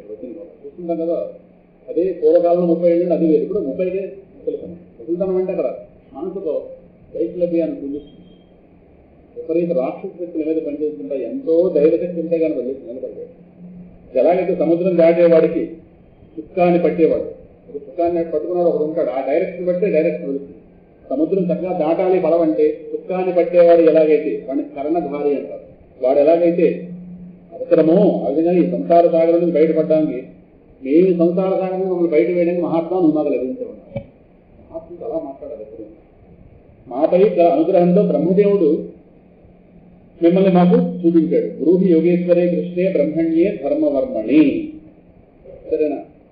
అందువల్ల ఆ ధర్మరక్షకుడు, బ్రాహ్మణ భక్తుడు, యోగేశ్వరుడైనటువంటి ఆ కృష్ణ పరమాత్మ పరంధామం చేరుకోగానే అప్పటిదాకా ఆయన కూడా ఉన్నటువంటి ధర్మం ఇవన్నీ కూడా ఎవరిని శరణికి వచ్చాయి. కలికాలం రాగానే ధర్మానికి ఏమిటి అనగానే వెంటనే సౌనక మహర్షి ఇక్కడ 1వ అధ్యాయం అయింది, 2వ అధ్యాయంలో ప్రవేశించాం.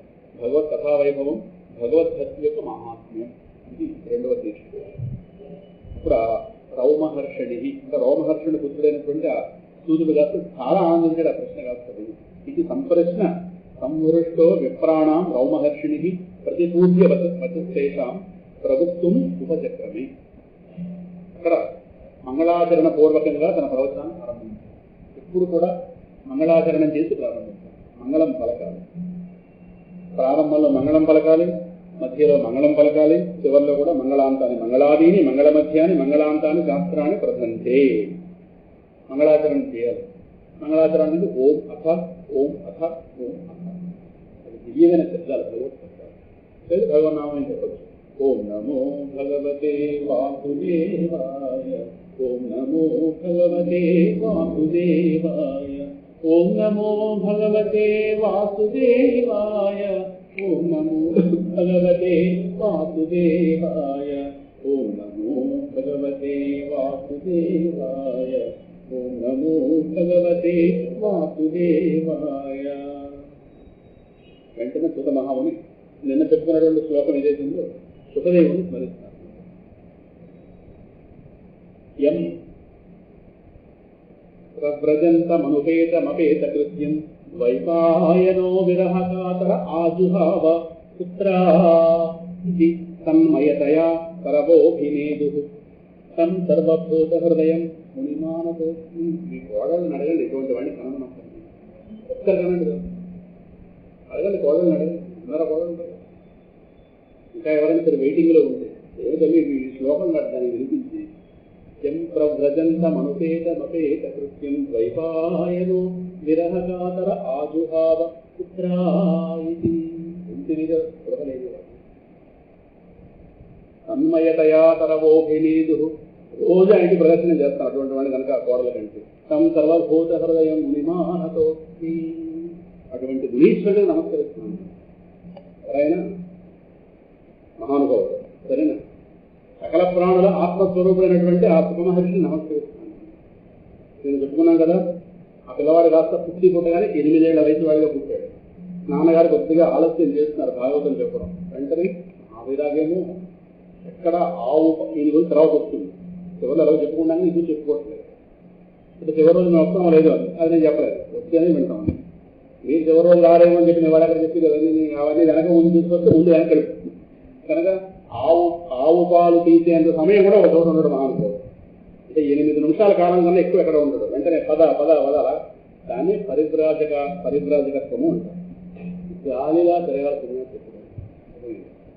మీరు దగ్గర ఉంటే వ్యామోహాలు ఏర్పడిపోతాయి, పరిచయాలు ఏర్పడిపోతాయి. ఆయన తప్పని ఎలాగో చెప్పుకుంటాం తర్వాత. కనుక నాన్నగారు కాస్త పుత్రుని చూస్తున్నామని ప్రేమతో ఇంకా ఆయన భాగవతం చెప్పడం ఆలస్యం చేస్తున్నాడు. ఆయన గారు కొద్దిసరికి నేను తండ్రి వ్యామోహం బయలుదేరింది, ఆయనకో పుత్ర వ్యామోహం. అంటే పుత్ర వ్యామోహం ఈయన బయలుదేరింది, ఆయనకో తండ్రి వ్యామోహం. వెంటనే ఆయన బయలుదేరారు. అలా వెళ్ళిపోతుంటే ఒంటరిగా ఒకరేంటి కూడా పరమాత్మ ఉన్నాడు. ఆ వెళ్ళిపోతుంది చూసి వ్యాధులు ఎడబాటును తట్టుకోలేక పుత్ర ఆవు అని చెప్పి వెనకాల ఈ ముసలాయన ఏం పరిగెడుతున్నాడు. ఆయన 8 ఏళ్లవాడు గాలిలో వెళ్ళిపోతున్నాడు. ఈయన గారి అసలు వృద్ధుడు పరిగెట్టలేకపోతున్నాడు. దాంతో ఆయన అంతటా పరబ్రహ్మాన్ని ఇచ్చాను. శక్తి జ్ఞానం అవ్వలేదు, జ్ఞానే పుట్టినవాడు కనుక ఆయన రెండో వస్తువు లేదు, అంతా బ్రహ్మమే. సర్వం బ్రహ్మమయం. అటువంటి వాడు సర్వం. సుబ్రహ్మణ్యం కీర్తన ఉంది కదా, అది వచ్చినప్పుడు అలాగో ఈ మహాత్ముని స్మరించింది. అంటే అఖండమైనటువంటి బ్రహ్మ దృష్టిలో ఈయనకంటూ చేయడానికి కర్మ లేదు. ఏం చేస్తాడు? పొందడానికి ఏమైనా ఉంటే, ఏదో పొందాలని వ్యామోహం ఉంటే కర్మ అవసరం ఏమో కానీ పొందడానికి అదే ఉంది. ఆనందం లేకపోతేగా కర్మ అవసరం. అందువల్ల ఆయన ఉన్న స్థితిలో కర్మతో పని లేదు. అందువల్ల అన్ని విధాలుగా కృతకృత్యుడు మహానుభావుడు. మొత్తం మీద ఆయన వెళ్ళిపోతుంటే మరి ఆయన దేహభావం లేదు. దేహభావం అంటే నాన్నగారు రంగాలు వస్తున్నారు అని వెనక్కి పలికేవాడేమో, దేహభావం లేదు. కానీ ఇంతగా నిండిపోయిన వస్తువుతో ఐడెంటిఫై ఉన్నాడేమో. పాపం ఆ తండ్రి గారి వ్యధ చూసి ఈయనకి ఎలాగో స్పందన లేదు. ఆ చుట్టూ ఉన్న వృక్షాలు, ఎందుకంటే ఆ వృక్షాల్లో ఉన్న వస్తువే ఈయనలో కూడా. ఈయన ఇంతగా నిండిన వస్తువుతో తాను దాదాపు పొందున్నాడు. ఆ వస్తువు వృక్షాల్లో కూడా ఉంది కనుక ఆ వృక్షాలకు జాలి కలిగి తండ్రి అవస్థ చూసి ఓ పలుకుతున్నాడు. ఈయన పడకలేదు, ఈయన వల్ల అవుతుంది. మన ఇంట్లో ఒకరిని పిలిస్తే వాళ్ళు లేకపోతే ఇంట్లో ఎవరు పలుకుతారు కదా. రాహుల్ ఉన్నాడా, రాహుల్ ఉన్నాడంటే గోకులు పలుకుతాడు. ఇది రాహుల్ అంటే పోయాడు ఉద్ధరించడానికి. ఆ గోకులు కాస్త బయటకు ఏదో ఉద్ధరిస్తాడు. ఒకరు లేకుండా పలుకుతాం కదా, లేదని చెప్పడానికి కానీ పలకాలి కదా. అలా ఈ వృక్షాలు బాబా ఆ తండ్రి యొక్క ఏమిటా మీరు పలుకుతారు నా కొడుకుని పిలిస్తే, నీ కొడుకు వాడి కొడుకు అనే భావం లేదు, ఎందుకు పిచ్చివాళ్ళు ఎందుకు పరిగెడతారు. వాడిగా భాగవతం చెప్దాం అనుకుంటున్నాను, చెప్పడం ఆలోచన చేశావు కాబట్టి వాడు పోతాడు. వెళ్ళిపోయాడు, అలా వెళ్ళిపోయి ఎవరికి అందరంత స్థితిలోకి వెళ్ళిపోయాడు. హిమాలయ పర్వతాల్లో కూర్చుని ఒక తపస్సులో కూర్చుండిపోతే ఎలా ఈయన గారిని బయటకు రాగాలని చెప్పి చాలా పెద్ద ఆలోచన చేయించి పిల్లవాడికి చేసి ఆ తర్వాత చెప్పుకున్న సమయం ఉంటుంది. అందువల్ల సర్వత్రా పరమాత్మను దర్శిస్తున్నటువంటి ఆ శివస్వరూపుడైనటువంటి ఆ సుఖమహాత్ముడికి సర్వభూత హృదయం మునిమానతో, సర్వభూత హృదయం అది సర్వభూత హృదయుడైనటువంటి ఆ పరమాత్మతో కూడా ఉన్నవాడు, పరమాత్మగా ఉన్నవాడు. అటువంటి ఈ ముని, ఈ సుఖయోగేంద్రుడికి ముని మానతో అటువంటి వాడికి నా మనస్సు నమస్కరిస్తున్నానని చెప్పి తర్వాత, ఎందుకంటే మహామునులకు కూడా ఏమి శ్లోకాలు దీనికి తెలుగు ట్రాన్స్లేషన్ వినగలడానికి, సముడై ఎవ్వడు ముక్త కర్మ చేయుడై సన్యాసి అయ్యుంటి ఓవ మహాభీతి నుహో కుమార ఎనుసులు వ్యాసుండు చీరంగా వృక్షములు తన్మయతన్ ప్రతిధ్వనులు చక్కంజేసమున్నట్టి భూతమయున్ మృత్యత బాధరాయుని తపో ధన్యాగ్రణి ధీమణి కొత్తగా ట్రాన్స్లేషన్ ఇవ్వగలదానికి. ఎందుకంటే యహ స్వానుభావమఖిల శృతిసారమేకం అధ్యాత్మదీపమతి తితీర్షతాం తమోంధం సంసారిణాం కరుణయా పురాణగుహ్యం తం వ్యాససూనుం ఉపయామి గురుం మునీనా. మహామునులకు కూడా గురువైనటువంటి వ్యాసనందనుడికి, మహామునులకు కూడా గురువు ఎవరు? ఈ సుఖయోగేంద్రుడు. మహామునులకు కూడా గురువైనటువంటి ఆ వ్యాసనందనుడు ఉన్నాడే, అటువంటి సుఖయోగేంద్రుడి నేను శరణుస్తున్నాను. ఆ మహానుభావుడు నిన్నే మనం చెప్పుకునేది పరమహంస సంహిత, పరమహంసలకు మాత్రమే చెప్పలేదు రహస్యం. కేవలం అక్కడ పరీక్షిత్కి కూడా ఆయన చెప్పాల్సిన పని లేదు. కానీ పరీక్షిత్తు ఉన్నటువంటి ముముక్షుత్వం ఏదైతే ఆయనే ఆకర్షించింది. పరీక్షిత్తు ద్వారా తెలుసు, పరీక్షిత్తు చెప్తే లోకంలో గృహస్థులకు అందిపోతుంది వచ్చిన కూడా. గృహస్థులకు అందకుండా ఉండవలసిన శాస్త్రం. కానీ గృహస్థుల మీద గృహస్థులు ఏదో కాదు, వ్యామోహాలు ఉండేవాడు ఎక్కువ 99 గృహమే పెద్ద వ్యామోహం. పరమహంస అంటే ప్రపంచం పట్టని వాడు, వాడి ఒళ్ళే భావం, మన ఇల్లే సౌందర్యం. ఇది తెగమ ఏ మురిసిపోతావా ఇళ్ళు చూసిగానడా, శాశ్వతమైనట్టు అలా చూపించి అంత అక్కడే మామూలు చూస్తే సరిపోతుంది. వెర్రుతుపోక్కలేదు చెప్పింది. కానీ ఎంత వెర్రో వెర్రు వికారాలన్నీ అప్పుడానాల్లో వచ్చేస్తాయి. పేరు తీసుకుంటుంటే తక్కువ వాడుకుంటున్నారు, ఏసీ వేరేలాక మనం తిరిగిలాక అన్న ఎప్పుడో ఎవరు తిరిగిలాక చేసి తినేస్తారు. అందువల్ల ఏదో తెలివితో ఉంది కదా. మామూలుగా ఉండేది ఏంచుకుంటే సరిపోతుంది. పెద్ద భారం అంటే మనది అన్నది ఎంత తగ్గితే అంత లోడు మనకు తగ్గుతుంది. ఇది కనీసం 60 దాటే కానీ బోధపడకపోతే ఇది తొక్కబడం జీవితం. ఇప్పుడేమో అర్థం కావాలి. 60 లోపు అర్థం అవుతున్నాను అనుకో, నేను భ్రమపడ్డానికి. ఎందుకంటే భ్రమలు ఉంటాయి కదా. 60 దాటే కానీ ఇది బోధపడదు. మనది అన్న తగ్గితే, ఎలాగైతే త్రాసు వెళ్ళి ఒక రాయి తీస్తుంటే ఇది పైకి తేలుతుందో, రాయి పెట్టగానే అడుగు పడిపోతుంది. వస్తుంది. మనది అనేది తగ్గుతూ ఉంటే ముందు భారం తగ్గుతుంది. ఈ భారం తగ్గితే తర్వాత నేను అన్నది రావచ్చు అనొచ్చు. ఈ భారాలు తగ్గాలి కదా. ఒకటి బయటకు పోతుంటే పోవాలి. ఎక్కడానికి అవసరాన్ని చేసుకుంటే సరిపోతుంది. పూర్ణ మార్కెట్లో ఉన్నవన్నీ ఇంట్లో ఉండాలి. పూర్ణ మార్కెట్లో ఉంటారు. అందువల్ల ఈ మహానుభావుడు ఉన్నాడే, ఈ సంసార చక్రంలో చిక్కుకొని కొట్టు మీడాడుతున్న జనుల మీద కరుణ వహించి, కరుణ కొద్ది ఇది వీళ్ళు భాగవతం చెప్పకపోతే కలికాలం ప్రజలు ఇదే ఉపాయం, ఈయన దాచేస్తే అక్కడ కుదురుతుంది, వాళ్ళు అలా కొట్టు మీటాడుతారు తప్పదా అని మహానుభావుడు ఈ భాగవత మహాపురాణాన్ని దానం చేశాడు.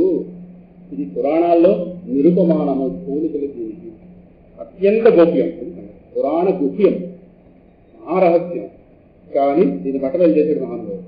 ఇది సందేహం లేదు, ఆత్మస్వరూపానుభవాన్ని కలిగించి తీరుతుంది. సర్వశాస్త్రముల సారము, సందేహం లేదు.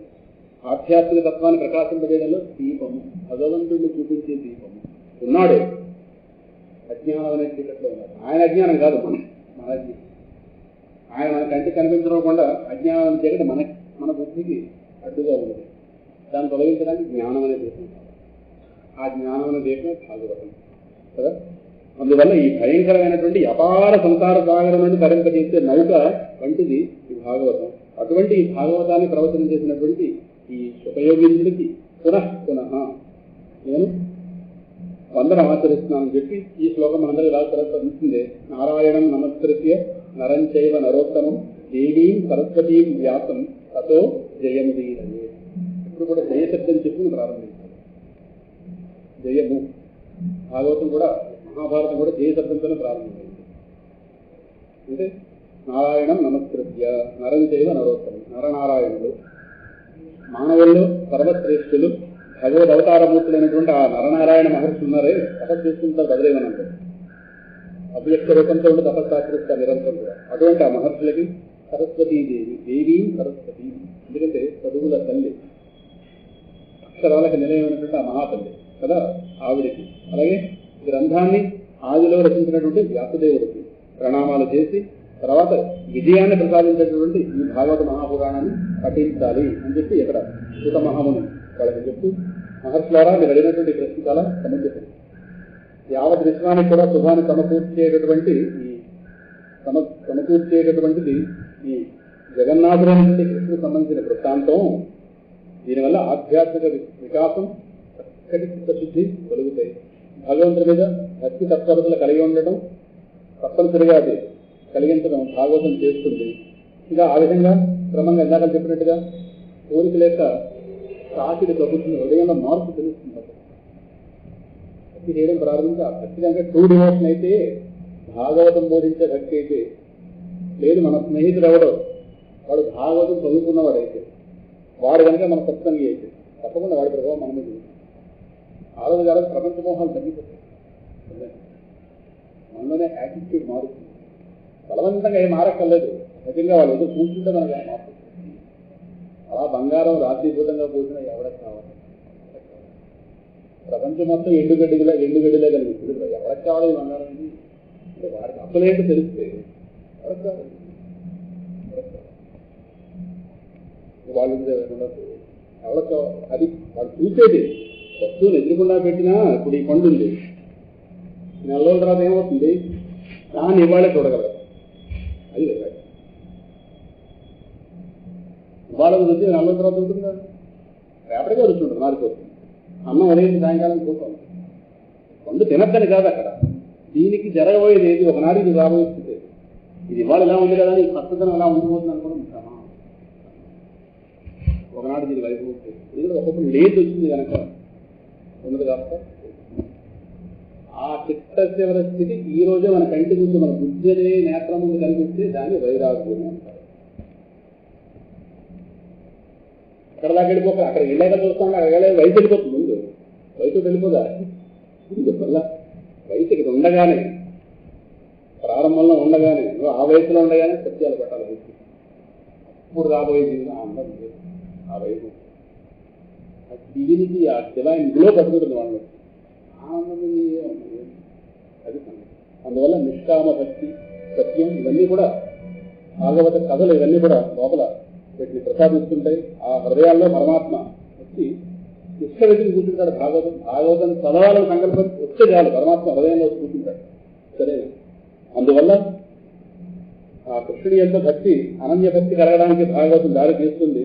చక్కటి నిర్మలమైన జ్ఞాన వైరాగ్యాలు కలుగుతూ వస్తాయి. క్రమంగా ఇంద్రియాలను తృప్తిపరచడానికి భోగ వస్తువులు ఏవైతే ఉన్నాయో వీటి యందు వ్యామోహం తగ్గుతూ వస్తుంది. ఇవన్నీ కూడా అంటే మోక్షకారకమైనటువంటి ఒక మనస్తత్వం ఆ రోజు మనలో తయారవుతూ వెళుతుంది అని చెప్పి, అంటే ఆ పరమాత్మ చేసినటువంటి దివ్య లీలలు ఏవైతే ఉన్నాయో వాటి ఎడల ఒకటి అనురాగం కలుగుతుంది. అటువంటి అనురాగమే కలగకపోతే ఏవో అనుష్ఠానాలు చేస్తున్నాం కానీ భగవంతుని లీలల మీద అనురాగం కలగకపోతే వాడి సాధన వృధా అని చెప్పి మొత్తం మీద ఇక్కడ మహానుభుడు ఆ భగవద్భక్తి యొక్క వైభవాన్ని చెప్పుకుంటూ వెళుతూ ఇక్కడ ఆ పరమాత్మ వృత్తాంతాలు వినుట, కీర్తించుట ఏవైతున్నా ఇవి పవిత్రమైనటువంటి కార్యాలు. భక్తి భవతి నైష్ఠికి, నిష్ఠతో కూడిన భక్తి. నైష్ఠిక భక్తి అంటే పరమాత్మను పొందాలనేటువంటి ఒక నిరంతర కాంక్షను కాంక్షతో కూడి ఉండేటటువంటి భక్తి ఏదైతే ఉందో అటువంటి భక్తి ఇక్కడ భాగవతం ప్రాప్తిస్తుంది. ఓ సౌనకాది మహర్షులారా, భాగవత ధర్మం పట్ల శ్రద్ధాలుగైన మునులు శ్రవణ భక్తి ద్వారా ఏదో శ్రవణం చేస్తూ చేయవలసిన నిధులు శ్రవణం చేస్తారు. శ్రవణమే చాలా పనులు చేస్తుంది. ఇంకా నవవేద భక్తుల్లో కూడా ప్రహ్లాదుడు శ్రవణాన్ని పెట్టాడు.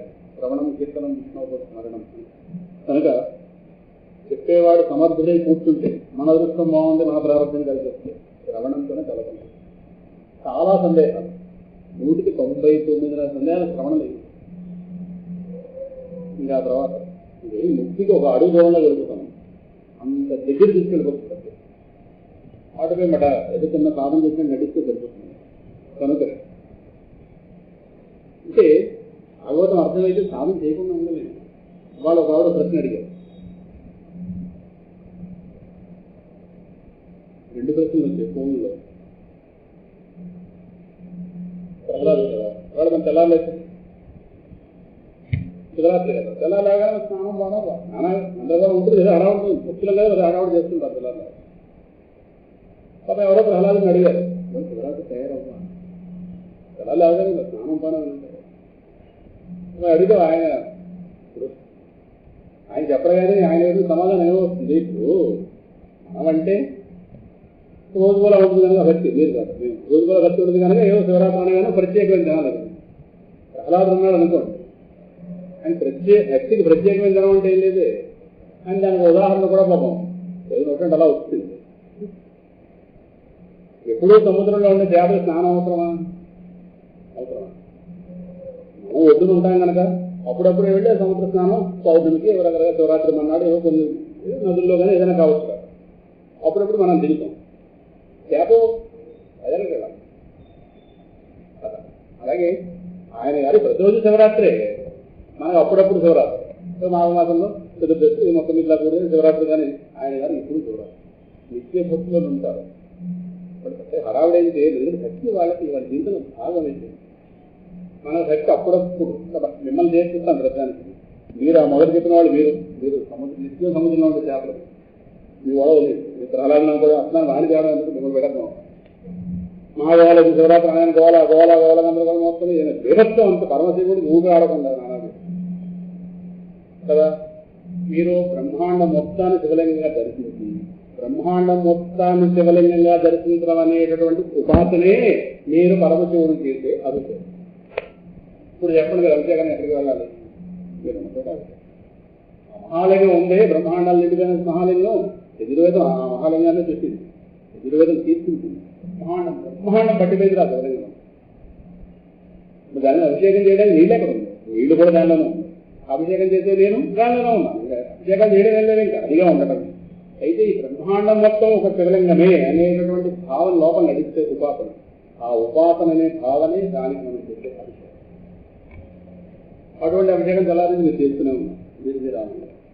సరే ఆ టైప్ అంతా మేము ఇచ్చారు. అందువల్ల పొరపాటు ప్రహ్లాదని అడిగితే కదా తయారవ్వ తెల్లారు లేదు తెల్లారు సంధ్యాలు రకరకాల గోళ పెట్టుకుంటే ఇది వీటిలో పొరపాటున వాళ్ళ మాట అని చెప్తాను. పండగ తయారవ్వ అలా ఉన్నాను కాకిమోహంతో ఇలాంటి మాటలు వాడిని అనక్కలేదు కదా. అలాగే ఇంకో దగ్గరికి ఇంకో ఫోన్ భక్తులు మహాభక్తులు వచ్చి ఇలా ఉంటుంది.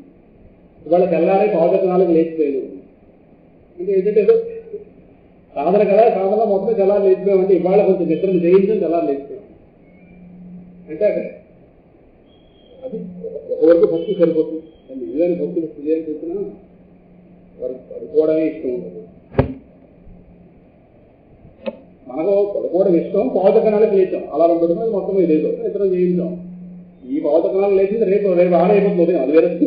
ఈ అడ్వాన్స్ ఈ ఇంట్రెస్ట్ ఆ వడ్డీ మొత్తాన్ని కలుపుకొని మేమంతా శివరాత్రి ఇండి తిరుగుతారు. అది ఈ రకరకాల ఈ నేర్కొంతో 6:30 లేస్తారు. ఒకవేళ తెల్లారు ఎవరు లేస్తారు అనుకోరు. 6:30 ఎక్కువ వాళ్ళు నీరసం ఉంటుంది కదా, నీరసం చేస్తే 6:30 లాగేస్తుంది. వడ్డీ అసలు మొత్తం బ్యాంక్ ఇంట్రెస్ట్లో కానీ అని కలిసి కానీ భక్తుడు నిత్య భక్తుడు ఉంటాడే వాడు పడుకోవడానికి వాడు ఆసక్తి ఉంటాడు. కానీ శారీరక ధర్మం కనుక దీనిలో 2 గంటలు 3 గంటలు పడుతుంది. ఎందుకంటే నిద్ర రూపంగా దీనిలో కొన్ని ఫామ్ ఉంది, తప్పదు ప్రకృతి ధర్మం కనుక అయిష్టంగా పడుకుంటాడు. వీడు ఇష్టంగా పడుకుని ఇష్టంగా లేచాడు కాబట్టి వాడు అయిష్టంగా, వాడు నిత్య భక్తుడు భక్తుల యాటిట్యూడ్ మారుతుంది. భగవంతుడు బుద్ధిని వంట పడుతుంటే ఒకటి ఒకటి ఒకటి లోపల అవగాహన మారుతూ వస్తుంది, కంగారు పడక్కలేదు. అందువల్ల ఈ నిత్యం కూడా మహాపురుషుల సత్సంగం చేస్తే భాగవతం పెద్ద సత్సంగం. ఎందుకంటే అనేక మంది మహర్షుల యొక్క చరిత్రలు ఇందులో ఉన్నాయి, మహాభక్తుల చరిత్ర. ఈ గ్రంథమే పెద్ద సత్సంగం. నన్ను అనేది ఇంకో సత్సంగానికి వెళ్ళక్కర్లేదు, భాగవతం ఎదురుకుండా పెట్టుకుని ఒక సరైన వ్యాఖ్యానం పెట్టుకుని ఒక్కొక్క ఉపాఖ్యానం చదివితే కోటి సత్సంగాలు ఏకకాలంలో చేసిన సమర్థం. ఇంకా మనుషుల దగ్గర వెళ్తే గోల కూడా గ్రంథం మోసం చేసి గ్రంథం గోల పెట్టదు. నా ఇంట్లో కూర్చొని ఫ్యామిలీ కూర్చొని భాగవతం చదువుకోవడం నాకు ఏ సమస్య. ఇంకా గౌరవంలో మడి కట్టుకుని చదువుకుని ఇంకా ఎక్కువ. కాబట్టి ఒకసారి రామాయణం ఎప్పుడు చదివినా మడి కట్టుకుని చదువుతారు. అలాగే కంచి మహాస్వామి చరిత్ర ఎప్పుడు చదువుకున్నా మడి కట్టుకుని చదువుతారు. దీని వాళ్ళకి ఆ గ్రంథం యొక్క విలువ వాళ్ళకి అలా అర్థమై మనం సరిగ్గా టీవీని పాలమే కాలేజీలో చదివినా సరే మారుతున్న సంస్కారం క్రమంగా లోపల ఒక్కొక్కటి అర్థమవుతుంటే ఈ కాలు కింద దిగుతుంది, ఈ దిగిన కాల తర్వాత మఠం కింద మారుతుంది, మొత్తం ఏదైనా వస్తాయి. ఈ వాల్యూస్ అన్ని పెరుగుతాయి. అందరికీ మొదట్లోనే ప్రెషర్ ఎఫెక్ట్లేదు, క్రమంగా మార్పు వస్తుంది. కనుక అంత కోటి మహాత్ముల సత్సంగా ఏకకాలంలో భాగవతం. ఇంకో గోల ఉండదు, అర్థం కాదని అర్థం లేదు. ఓ 4 పేజీలు చదువుతుంది, ఒకటైనా అర్థం అవుతుంది. ఆ అర్థమైంది అర్థం కాయిందా రేపు అర్థం లేదు, గ్రంథం విడిచిపెట్టదు. అందువల్ల ఆపకుండా దాని పఠనం భక్తి కృష్ణ ఏ వహి, కృష్ణుడు యొక్క మరొక రూపం భాగవతం నిన్న ఎలాగో మనం చెప్పుకున్నాం. అందువల్ల ఈ మహాపురుషుల సత్సంగం చేస్తుంటే ఈ అశుభ సంస్కారాలు లోపల ఉన్నాయి కదా, అవి సమూలంగా పోతుంటాయి.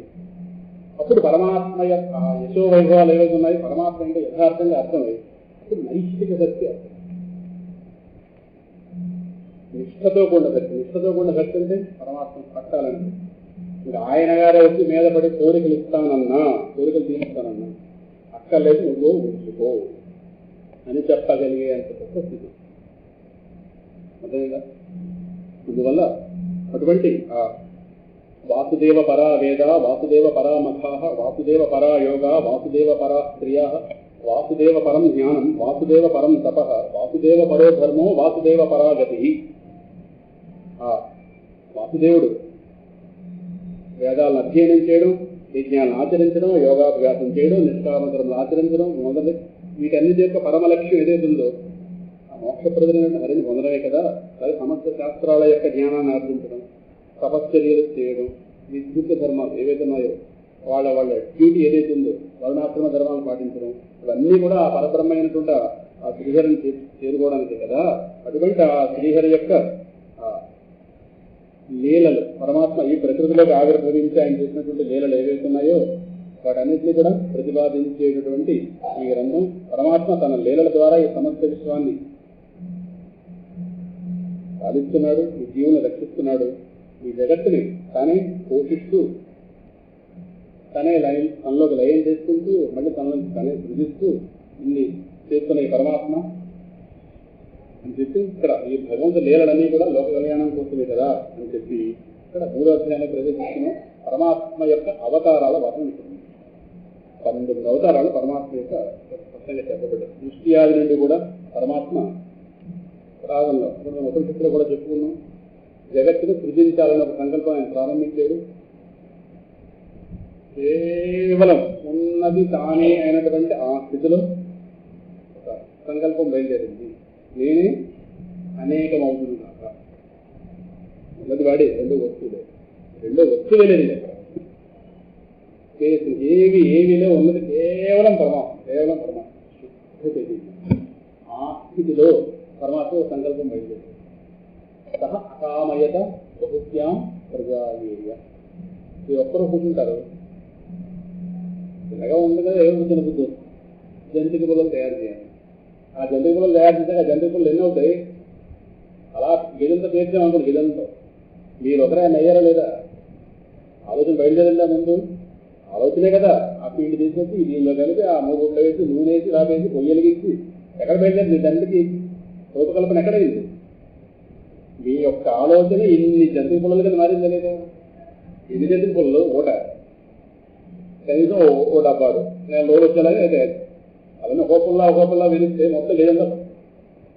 కానీ ఇన్నింటిగా అయినది ఒక ఆలోచనైనా జంతికలు చేస్తాం, ఒక ఆలోచనే. ఒక్క ఆలోచన 2 రూపాయలు, మీ ఆలోచన ఇన్ని రూపాయలు ధరిస్తుంది. అందరికీ కారణమైన పరమాత్మగా ఒక్క ఆలోచన ఇంతమందిని తయారు చేసి ఇది అసాధ్యమని మీరు ఎలా చెప్తారు? మనకే సాధ్యమవుతుంది కదా, ఎందుకు తయారు చేయడం, దేవుడిని తయారు చేయడం. ఆ విధంగానే పరమాత్మ నేను అనేకమవుతున్నా కానీ సంకల్పం చేయగానే అంతే వెంటనే మహానుభావుల నుంచి ఈ సృష్టికి తయారవడానికి అవసరమైనటువంటి తత్వాలు, మహత్తు, మూల ప్రకృతి, ఇవన్నీ తత్వాలు, ఇవన్నీ కూడా ఒకటి ఆయన నుంచి వ్యక్తమై వెంటనే విశ్వ సృష్టి తయారైపోయింది. దీని నుంచి వివరణ అక్కర్లేదు, కొద్దిగా చెప్పుకుంటూ వెళ్తాం. ఆ తయారు చేయబడినటువంటి ఆ విశ్వంలోకి తాను ఒక పురుష రూపాన్ని గ్రహించి పరమాత్మ అక్కడ పురుష రూపంతో అక్కడ దీని ఆది పురుష అవతారం.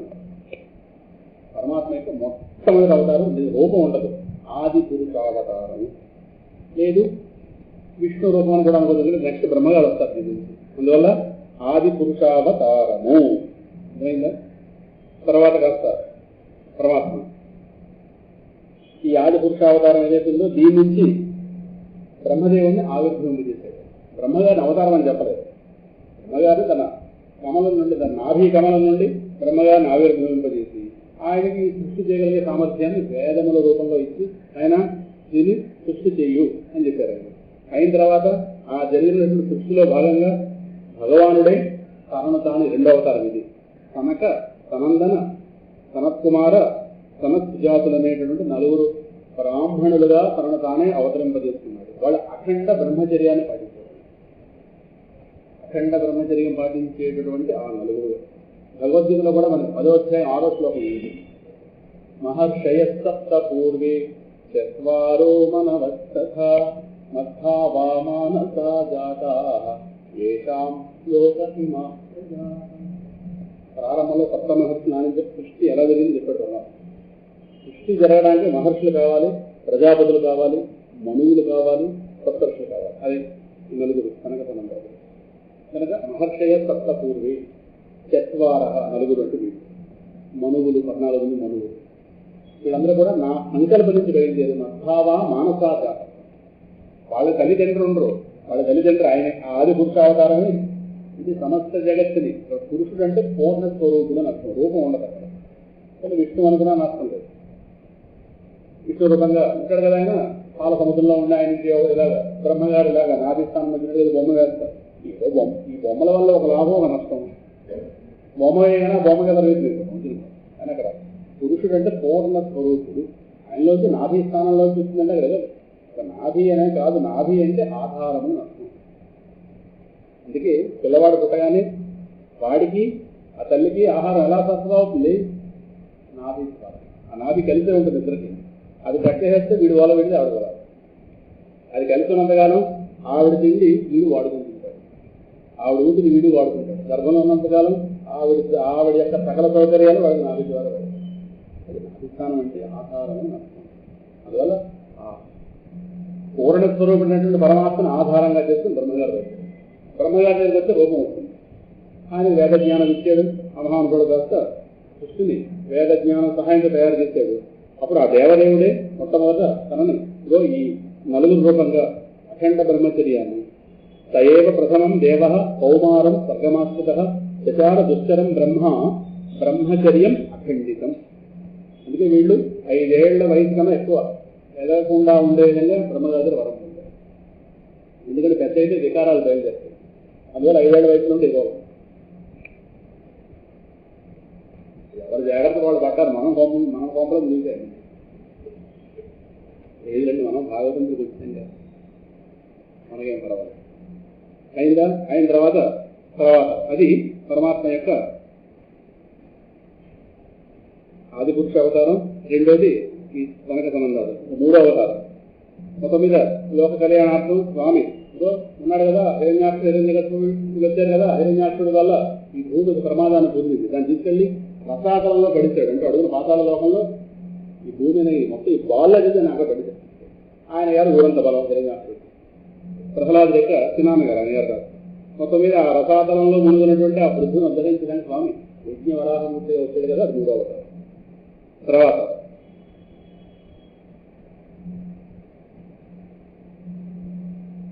చూడలేదు, రెండో అవతారం. యజ్ఞవరాహ రూపం రెండో అవతారం. అంటే ఆది పురుషావతారాన్ని అది అవతారం కింద చెప్పలేదు. సనక సనందాదులు మొదటి అవతారం అనుకుందాం, ఇది రెండైనా నష్టమైంది దీనివల్ల. ఆ తర్వాత అవతారం కాస్త యజ్ఞవరాహ రూపం. ఆ తర్వాత నారద మహర్షి రూపంగా కూడా స్వామి దాన్ని అవతరించారు. నారద మహర్షి స్వామి యొక్క స్థూల భాగం నుంచి చూపాడు. సనక సనందాదులు మనస్సులో చూపించారు. వాళ్ళ మానసపుత్రులు ఈయన స్థూలస్థానం నుంచి చూపాడు. నారదులు ఆ చరిత్ర తర్వాత అధ్యాయంలో వస్తే అప్పుడు చెప్తున్నాం. ఈ నారద మహర్షి రూపంలో వచ్చి నారద పాంచరాత్రాన్ని లోకానికి ఉపదేశించాడు మహానుభావుడు. ఈ నిష్కామ కర్మల ద్వారా ఈ కర్మబంధాల నుండి ముక్తి లభించే మార్గం ఆ గ్రంథంలో ఇవ్వబడింది. తర్వాత అవతారంలో స్వామి ధర్ముడు అనేటటువంటి ఆయన పత్ని, ధర్ముడి యొక్క పత్ని అయినటువంటి మూర్తి అనే ఆవిడ యందు నరనారాయణ వృత్తులుగా ఆయన ఆవిర్భవించాడు. ఆయన తర్వాత అవతారం అంటే లోక కళ్యాణ భావంతో తీవ్రంగా తపస్సు చేసేటటువంటి స్వరూపాలు ఆ నరనారాయణుడు. ఈ తపస్సు మనస్సుకి ఇంద్రియాలకి సంయమము కూర్చి అంతఃకరణ ప్రశాంతి కలిగిస్తాయి. ఈ నరనారాయణుల వల్ల పెద్ద ప్రయోజనం కలిగాలని. కలికాలంలో చాలా విద్యలు ఈ ప్రజల యొక్క తాకిడిని తట్టుకోలేక గుప్త రూపాల్లోకి వెళ్ళిపోతాయి. చాలా విద్యలు, ప్రాచీన విద్యలు చాలా. ఎందుకంటే ఇక్కడ ఎవరు చదివే వాళ్ళు ఉండరు. అందరూ చదివేవాడికి డబ్బు కావాలి, వాళ్ళు చదివేలా డబ్బు వచ్చేది. అంత పరమాత్మ గురించి చదివేంత అంత అవకాశం లేదు, చదివే వాతావరణం కూడా లేదు. అందువల్ల చదువులకు ఎప్పుడైతే ఆదరణ ఉండదు అవి ఏమవుతాయి, వాటిని పరమాత్మ విసుగ్రస్తాయి. అందులో ప్రచారంలో లేకపోతే ఎవరికి కావాలి, ఆగతం కూడా పడకపోతే ఆగతం కూడా వెనక్కి. మరి ఆ లోకంలోకి ఆ విద్యని ప్రవహింపజేసిన పరమాత్మ వెనక లాగింది. మరి ఈ విద్యలని ఎవరు కాపాడుతున్నారు నరనారాయణ. ఈ ప్రాచీన విద్యలని వాళ్ళు వాళ్ళ దగ్గర ఉంచుకుని అవసరమైనటువంటి మళ్ళీ అనుకూల వాతావరణం లోకం ప్రవేశిస్తారు. ఇవాళ ప్రాచీన గ్రంథాలు చాలా ఉన్నాయి, కానీ ఈరోజు నిగ్రహోత్సవాల వారు రాసిన గ్రంథాలే కొంచెం దొరకడం లేదు. ఎక్కడ అక్కడ ఉంటే వాళ్ళ దగ్గర తీసుకుని కాపాడుకోవాల్సి వస్తుంది. తర్వాత అవతారంలో కపిల మహర్షి రూపంలో స్వామి వచ్చాడు. వచ్చి చెప్పినాడు కాలక్రమంలో లుప్తమైపోయినటువంటి సాంఖ్య శాస్త్రాన్ని మహానుభావుడు, సాంఖ్యము షట్కర్తనాల్లో సాంఖ్యం మొదటిది, ఆ సాంఖ్య శాస్త్రాన్ని మహానుభావుడు ఉద్ధరించాడు. ఆ శాస్త్రాన్ని ఆసురి అనే బ్రాహ్మణుడు ఉపదేశించాడు కపిల మహర్షి. తర్వాత అవతారంలో అత్రి మహర్షి ద్వారా అనసూయాదేవి నుండి దత్తాత్రేయుడిగా ఈ మహానుభావుడు వచ్చాడు. ఆ అవతారంలో అలర్కుడు, ప్రహ్లాదుడు వీళ్ళిద్దరికీ కూడా అన్వీక్షకి అనే విద్యని, బ్రహ్మజ్ఞానాన్ని దత్తాత్రేయుడు వారు ఉపదేశించారు. సప్తమస్కంధం ప్రహ్లాద చరిత్ర అయిన తర్వాత దత్తాత్రేయుడు చరిత్ర. దత్తాత్రేయుడు ప్రహ్లాద దర్శనం చేసింది కాదు, దత్తాత్రేయుడు ప్రహ్లాద సంవాదం అజగర వృత్తాంతం అంటే. అజగరం అంటే నిజమైన బ్రహ్మజ్ఞాని కొండ చెలువగా ఉంటాడు. కొండ చెలువ అది ఆహారం కోసం ఎక్కడికి వెళ్ళదు, తన దగ్గరికి వచ్చిన ప్రాణిని తింటుంది. సింహం ఒకటి, సింహం ఆకలేస్తేనే వెళుతుంది వేటకి, లేదా దాని ముందే లేడు తిరుగుతున్నా వెళ్ళదు ఆకలి లేకపోతే.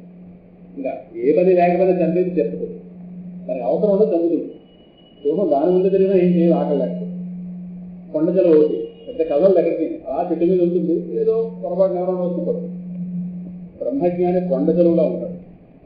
మూటి దగ్గరికి వస్తే ఆహారం తినాలి, లేదా ఆహారం లేకుండా.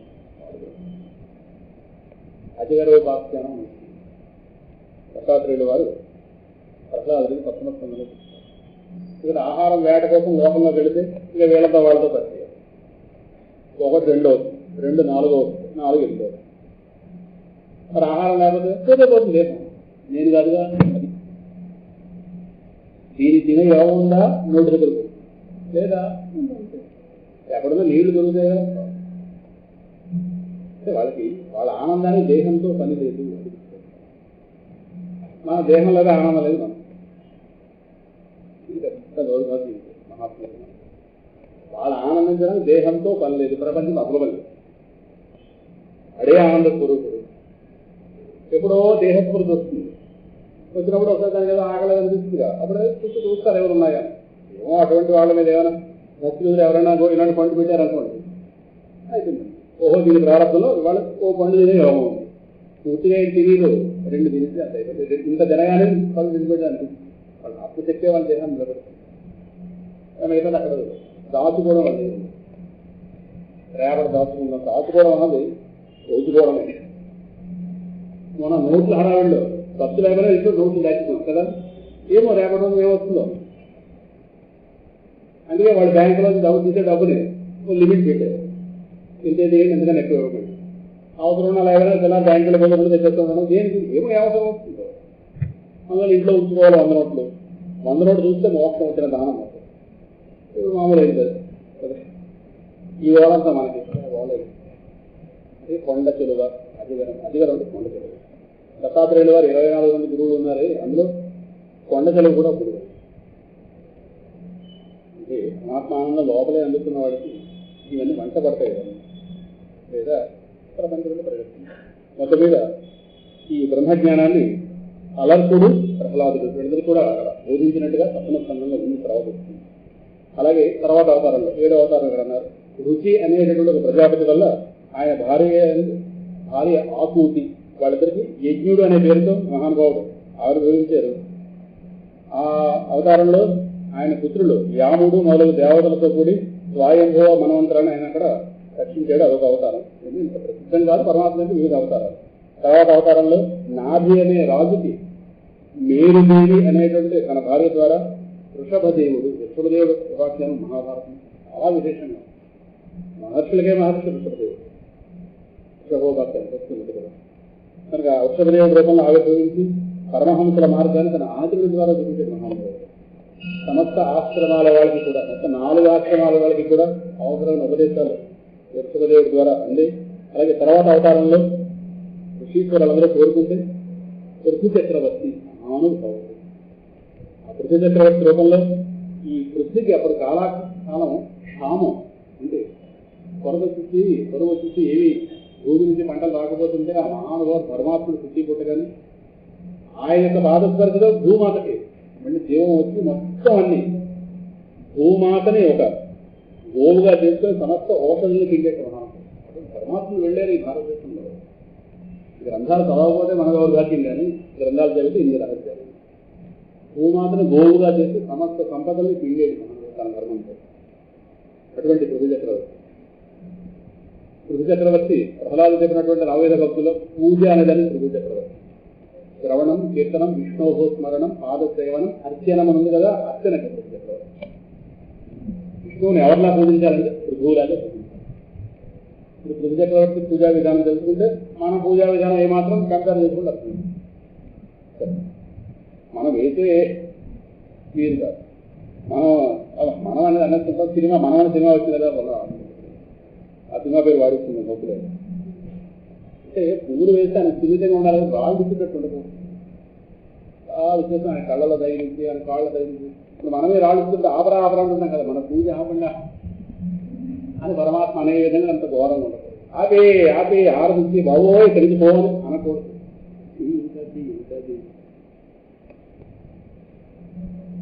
ఇచ్చినట్టుంటే కళలో తగిలి గందరగోళం లేదు. దానికని ఆపేస్తూ ఉత్తమం. అందువల్ల అవతారం చాలా శుభప్రదం చక్రవర్తి అవతారం. తర్వాత అవతారంలో మత్స్య అవతారం మనకి తెలుసు. ఎలాగా మనం 10 అవతారాలు వరసలో చెప్తాం. మత్స్యం కోసం ఈ వరస ఏమీ లేదు. దేవి అవతారాల 10 చెప్పడంలో విశేషం ఉంది. ఏదో తప్పించి ఏదో జాతక రీత్యా జ్యోతిశాస్త్ర రీత్యా 10 ఒక వరసలో ఏర్పాటు చేశారు. కానీ ఆ 10 మాత్రమే అవతారాలను, ఆ 10 వరసలో వచ్చేయను. వరస ఎవరు నిర్ణయించారు? అంత మహాకాలంలో ఏ అవతారం ఎప్పుడు వచ్చిందో. యుగాలు వేరు, మనువులు వేరు, కల్పాలు వేరు. ఈ సినిమాలాగా ఓ బిట్టు తర్వాత ఓ బిట్టు ఏం కాదు. ఏమి వరసలా కూర్చారు మత్స్యం పూర్వం అలాగే. అదే ప్రధానమైన వాటిని అక్కడ స్మరించేవంతే, అవి మాత్రమే ప్రధానమైన కాదు. సాక్షుష మన్వంతర అంతంలో మన్వంతరాలు ఉన్నాయి. సాక్షుష అనే మన్వంతర అంతంలో ముల్లోకాలు కూడా సముద్రంలో మునిగిపోతుంటే ఆ మహావిష్ణువు కాస్త మత్స్య రూపం ధరించాడు మహానుభావుడు.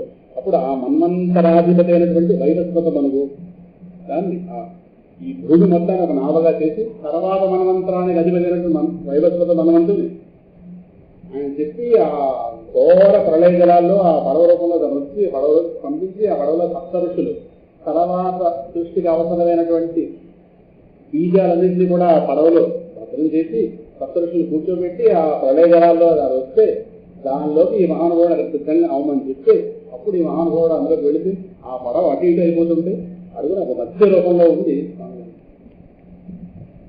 అప్పుడు వీడు ఆ మత్స్య ఒక కొత్తకి ఓ తాడు కట్టి మొత్తం మీద ఆ విధంగా వాళ్ళు రక్షింపబడ్డారు. ఆ విధంగా స్వామి మత్స్యావతారం మనకి 8వ స్కంధంలో భాగవతంలో వస్తుంది. అలాగే తర్వాత అవతారం కూర్మం. దేవతలు దైత్యులు సరే యుద్ధం కోసం అమృతం కోసం యుద్ధం ఆడారుగా. అప్పుడు స్వామి కూర్మావతారంలో ఆ మందరాజలాన్ని తన వీపు భాగం మీద ముంచాడు. అది కూర్మావతారం. తర్వాత అవతారం అందులోనే హన్వంతరి. ఆ తిరుగుతుంటే అందులో అనేక బయటకు వచ్చాక అందులో హన్వంతరి అని ఒక ఆయన వైద్యుడు. ఈ లోకానికి అవసరమైనటువంటి ఔషధాలు ఏవైతున్నాయి, ఆయుర్వేదం సంబంధించిన ఔషధాలన్నీ కూడా ధన్వంతరి విష్ణు యొక్క స్వరూపం. అందుకే మనం ఏదైనా మందు వాడుతున్నప్పుడు ధన్వంతరిని స్మరించాలి. స్మరిస్తే మందుకు శక్తి వస్తుంది. ఈరోజు మందు పేరు కానీ మందులో శక్తి లేదు. పూర్వం ఒక ట్యాబ్లెట్ వేసుకుంటే తగ్గే రోగం 4 వేసుకుంటే తగ్గుతుంది. మీరు గమనించారు లేదు. ఎందుకంటే ఆ శక్తి తగ్గిస్తే మనం ఎక్కువ ట్యాబ్లెట్లు కొంటాం, అది వ్యాపారం నడుస్తుంది. అది అటువంటి జరిగింది. అందువల్ల ధన్వంతరిని స్మరిస్తే దానిలోకి ఆ శక్తి కాస్త మహావాడు పంపిస్తుంది. అందువల్ల చేస్తే ఆ విధంగా ఆరోగ్యంగా సమకూరుతుంది. ఇది తర్వాత అవతారం. తర్వాత అవతారంలోనూ రాక్షసులు కాస్త భ్రష్టు పట్టించడానికి స్వామి మోహిని అవతారం వచ్చాడుగా. మోహిని అవతారం వచ్చి వాళ్ళ దృష్టి కాస్త మరల్చి అమృతం వెళ్ళి పంచిపెట్టాడుగా. అదొక అవతారం. తర్వాత 14వ అవతారం అంటున్నారు మా పాత చతుర్దశం నారసింహం.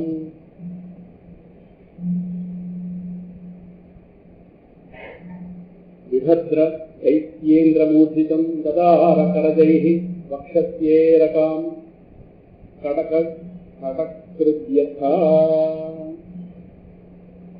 నరసింహస్వామి వచ్చారుగా. అప్పుడు అలా అంతకుముందు హిరణ్యాక్షుడు తీయడానికి వరాహ రూపం.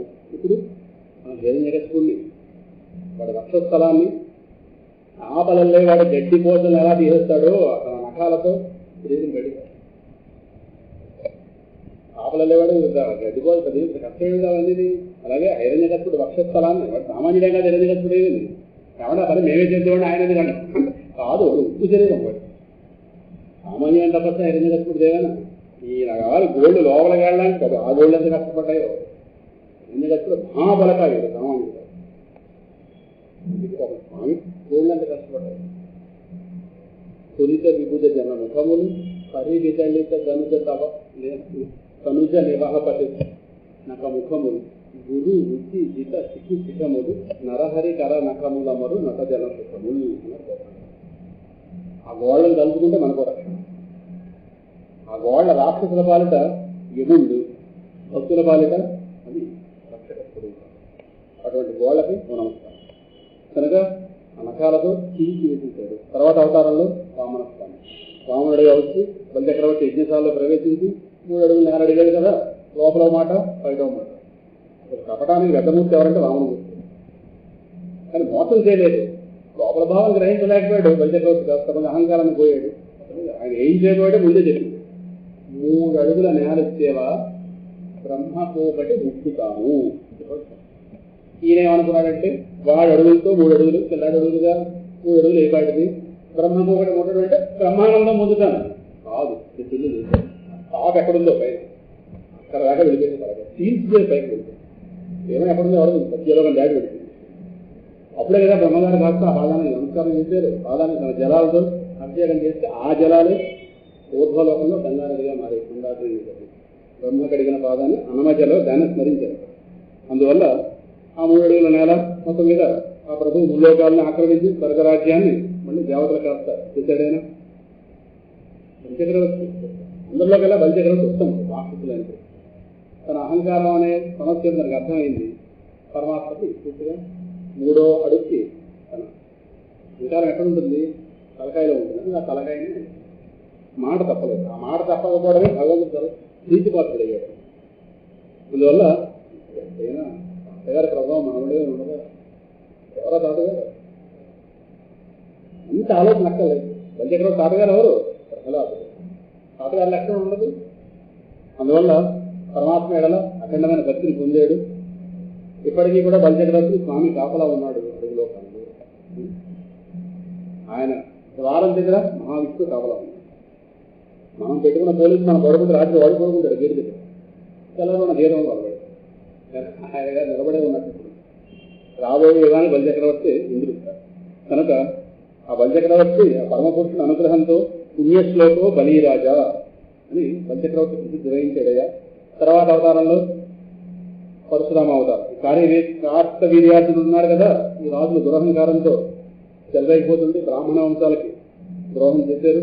అప్పుడు పరమాత్మ పరశురాముడు రూపం ధరించి రోధావతారం, అంటే దాన్ని ఎక్కువ స్మరించకూడదు, దాన్ని ఆవేశావతారం, అదొక అవసరంగా కొనా స్వీకరించారు.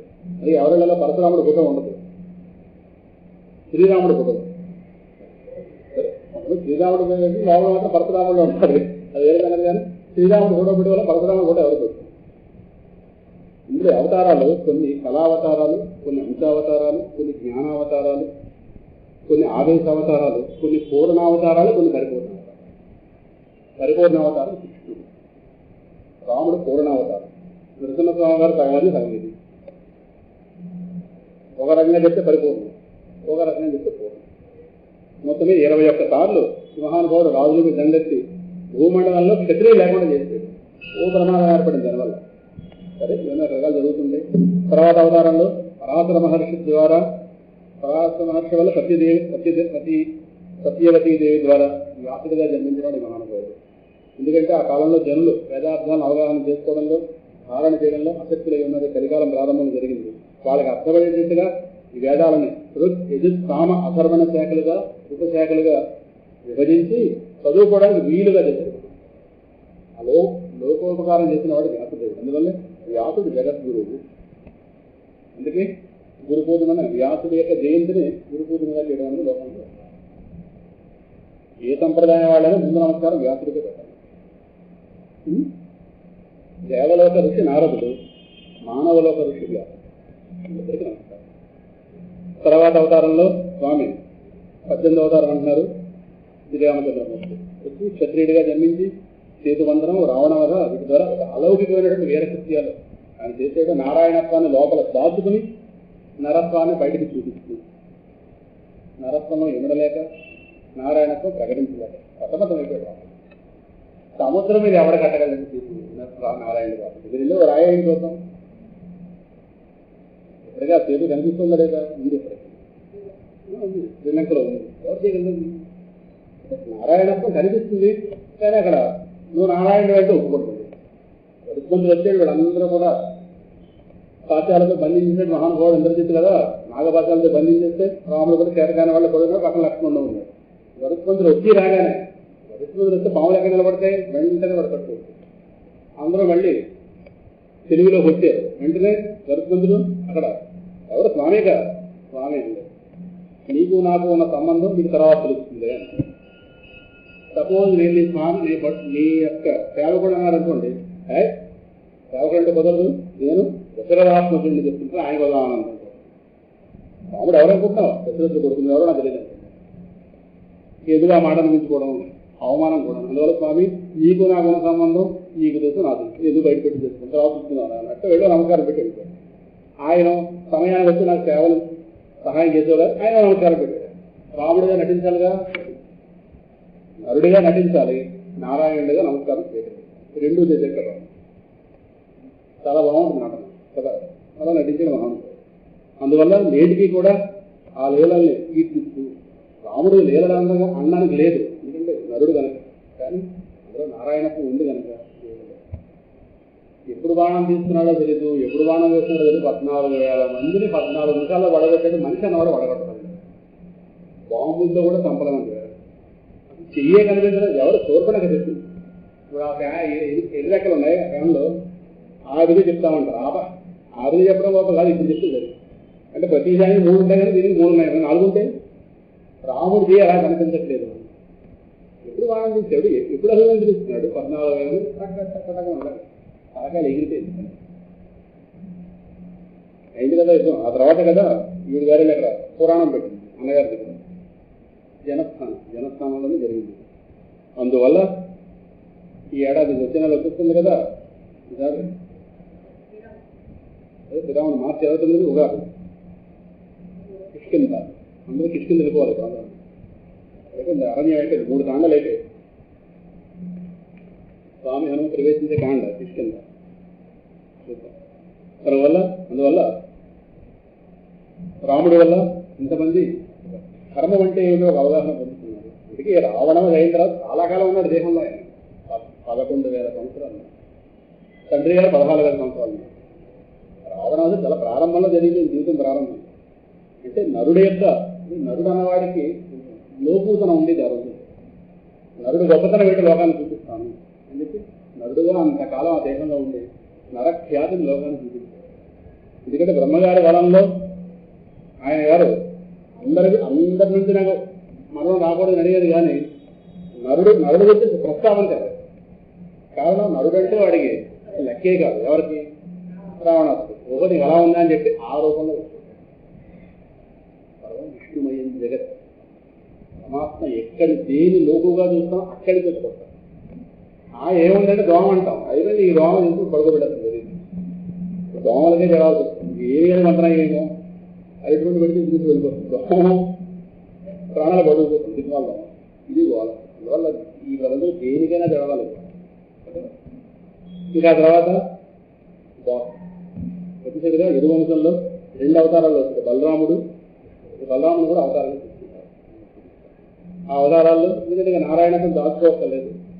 పుట్టక ముందు నుంచే వెలుగలుతూ గర్భంలో ఉండగానే దేవతల చేత స్తోత్రం చేసినాడు. ఎవడైనా ఉన్నాడా? గర్భస్థ స్థితి చెప్పుకున్నాం కదా.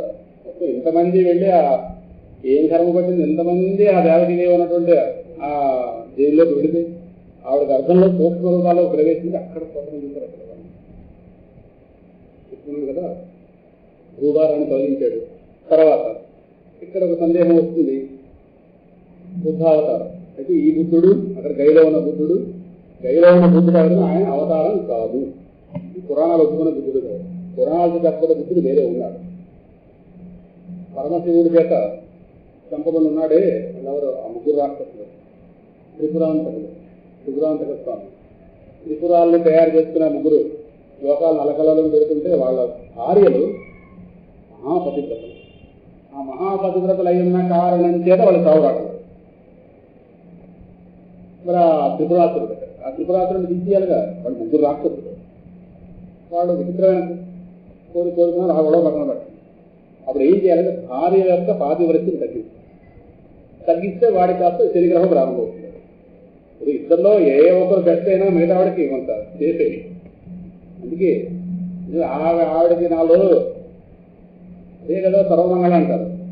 ఆవిడకి 4 రోజులు ఆవిడకి క్షేమం ఉంటే కాబట్టి ఈయన గారు ఏదో తొక్కి చేయడం లేదు తిరుగుతుంది. ఇది ఈయన గారి యొక్క ప్రాణం ఆవిడ దగ్గర ఉంది. అదే కదా మాంగళ్య బంధం అంటే. అందువల్ల వాడు మహాప్రభువులు అవడంలో వాడికి సాగుడు అవుతుంది. ఇప్పుడు ఏం చేయాలి? వాళ్ళ పాతివ్రత్యం తగ్గించాలంటే వాళ్ళ మనస్సు మెరుగుతారు. కాదు అద్భుతమైనటువంటి ఒక సౌందర్యమూర్తిగా వచ్చేస్తారు. ఆ సౌందర్యం చూడగానే వాళ్ళ మనసు చదివించగానే పాతివ్రత్యం తగ్గగానే వాళ్ళ కాస్త ఏ నటన ప్రారంభమైంది తీసుకెడితే విశ్వరూపంగా వచ్చి వాళ్ళ ఒక్కసారి మోహపరిచే రూపంగా వాళ్ళ ముందు కనిపించగా అది బుద్ధవతారం. పురాణ బుద్ధుడు వాడు, ఈయన కలికాలం బుద్ధుడు.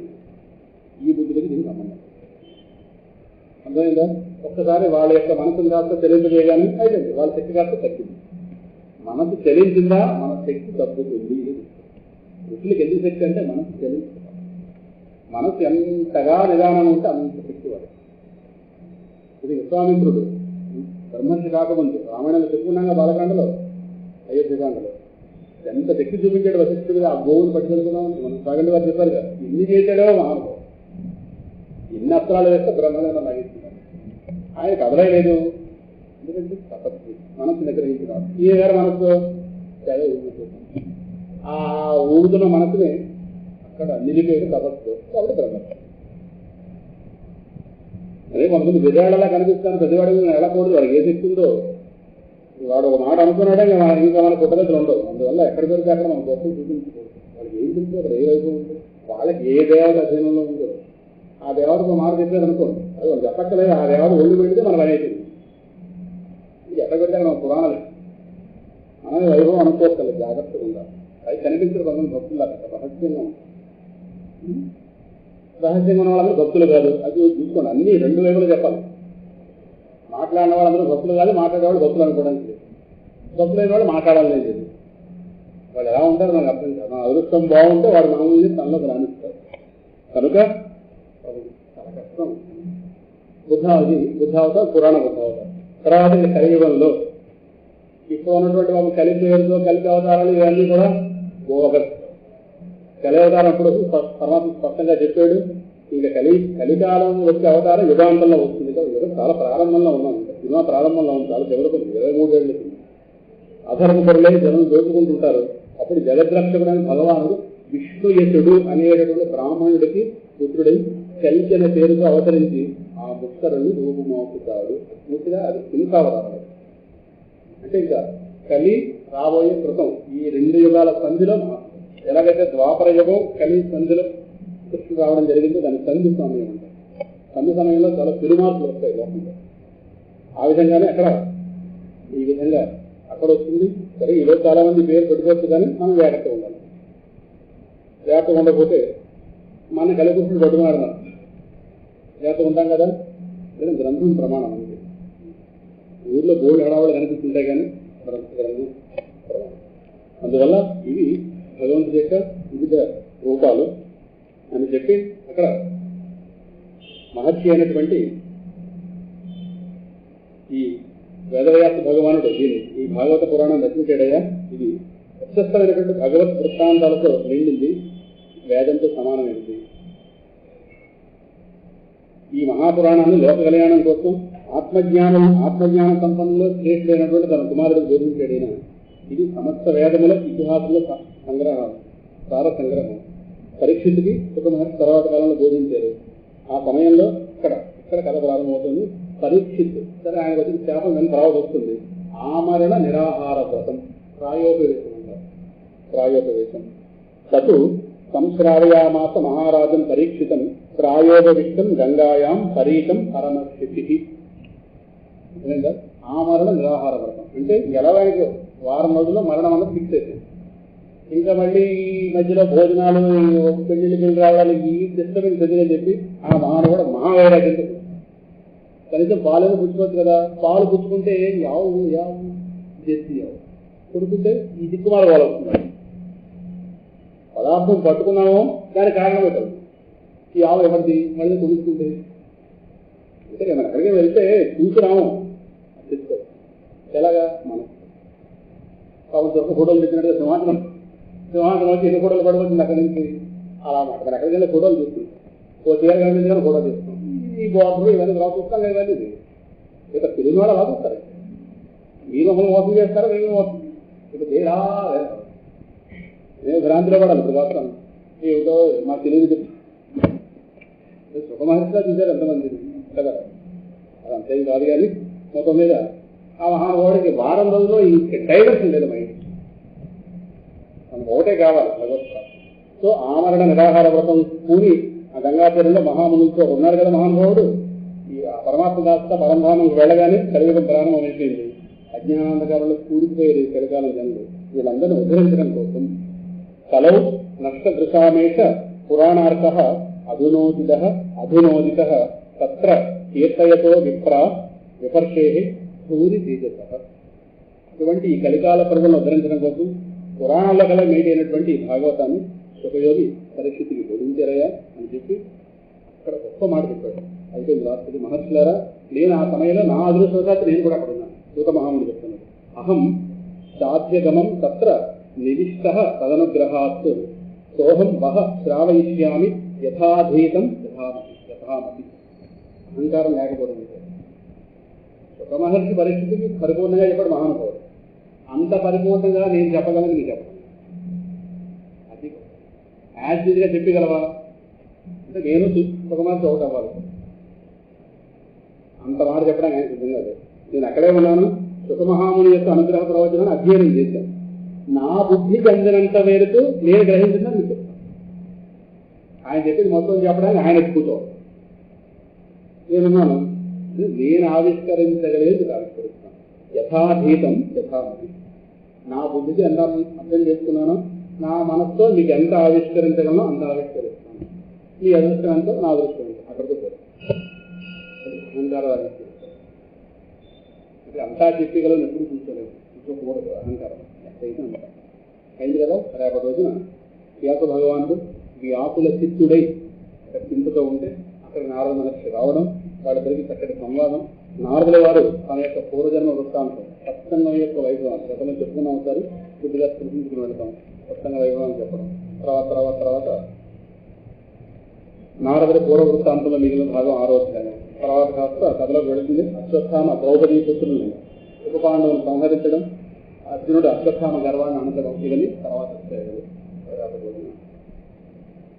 ఇది శ్రీమద్భాగవతే మహాపురాణే పారమహంస్యాం, పరమహంస సమితి కదా, పారమహంస్యాం సంహితాయాం ప్రథమ స్కంధే తృతీయోధ్యాయః ప్రజాభ్యః పరిపాలయంతాం న్యాయేన మార్గేణ మహీం మహిషాః గోబ్రాహ్మణేభ్యః శుభమస్తు నిత్యం లోకాః సమస్తాః సుఖినో భవంతు కాలే వర్షతు పర్జన్యః కులీ సస్యశాలినీ దేశోऽयं శోభరహితో బ్రాహ్మణాః కులద్వయాః. పిల్లకి నాతో పరిచయం లేదు కదా, ముందు భయపడతారు. పరిచయం ఉంది కనుక తీసుకోదు.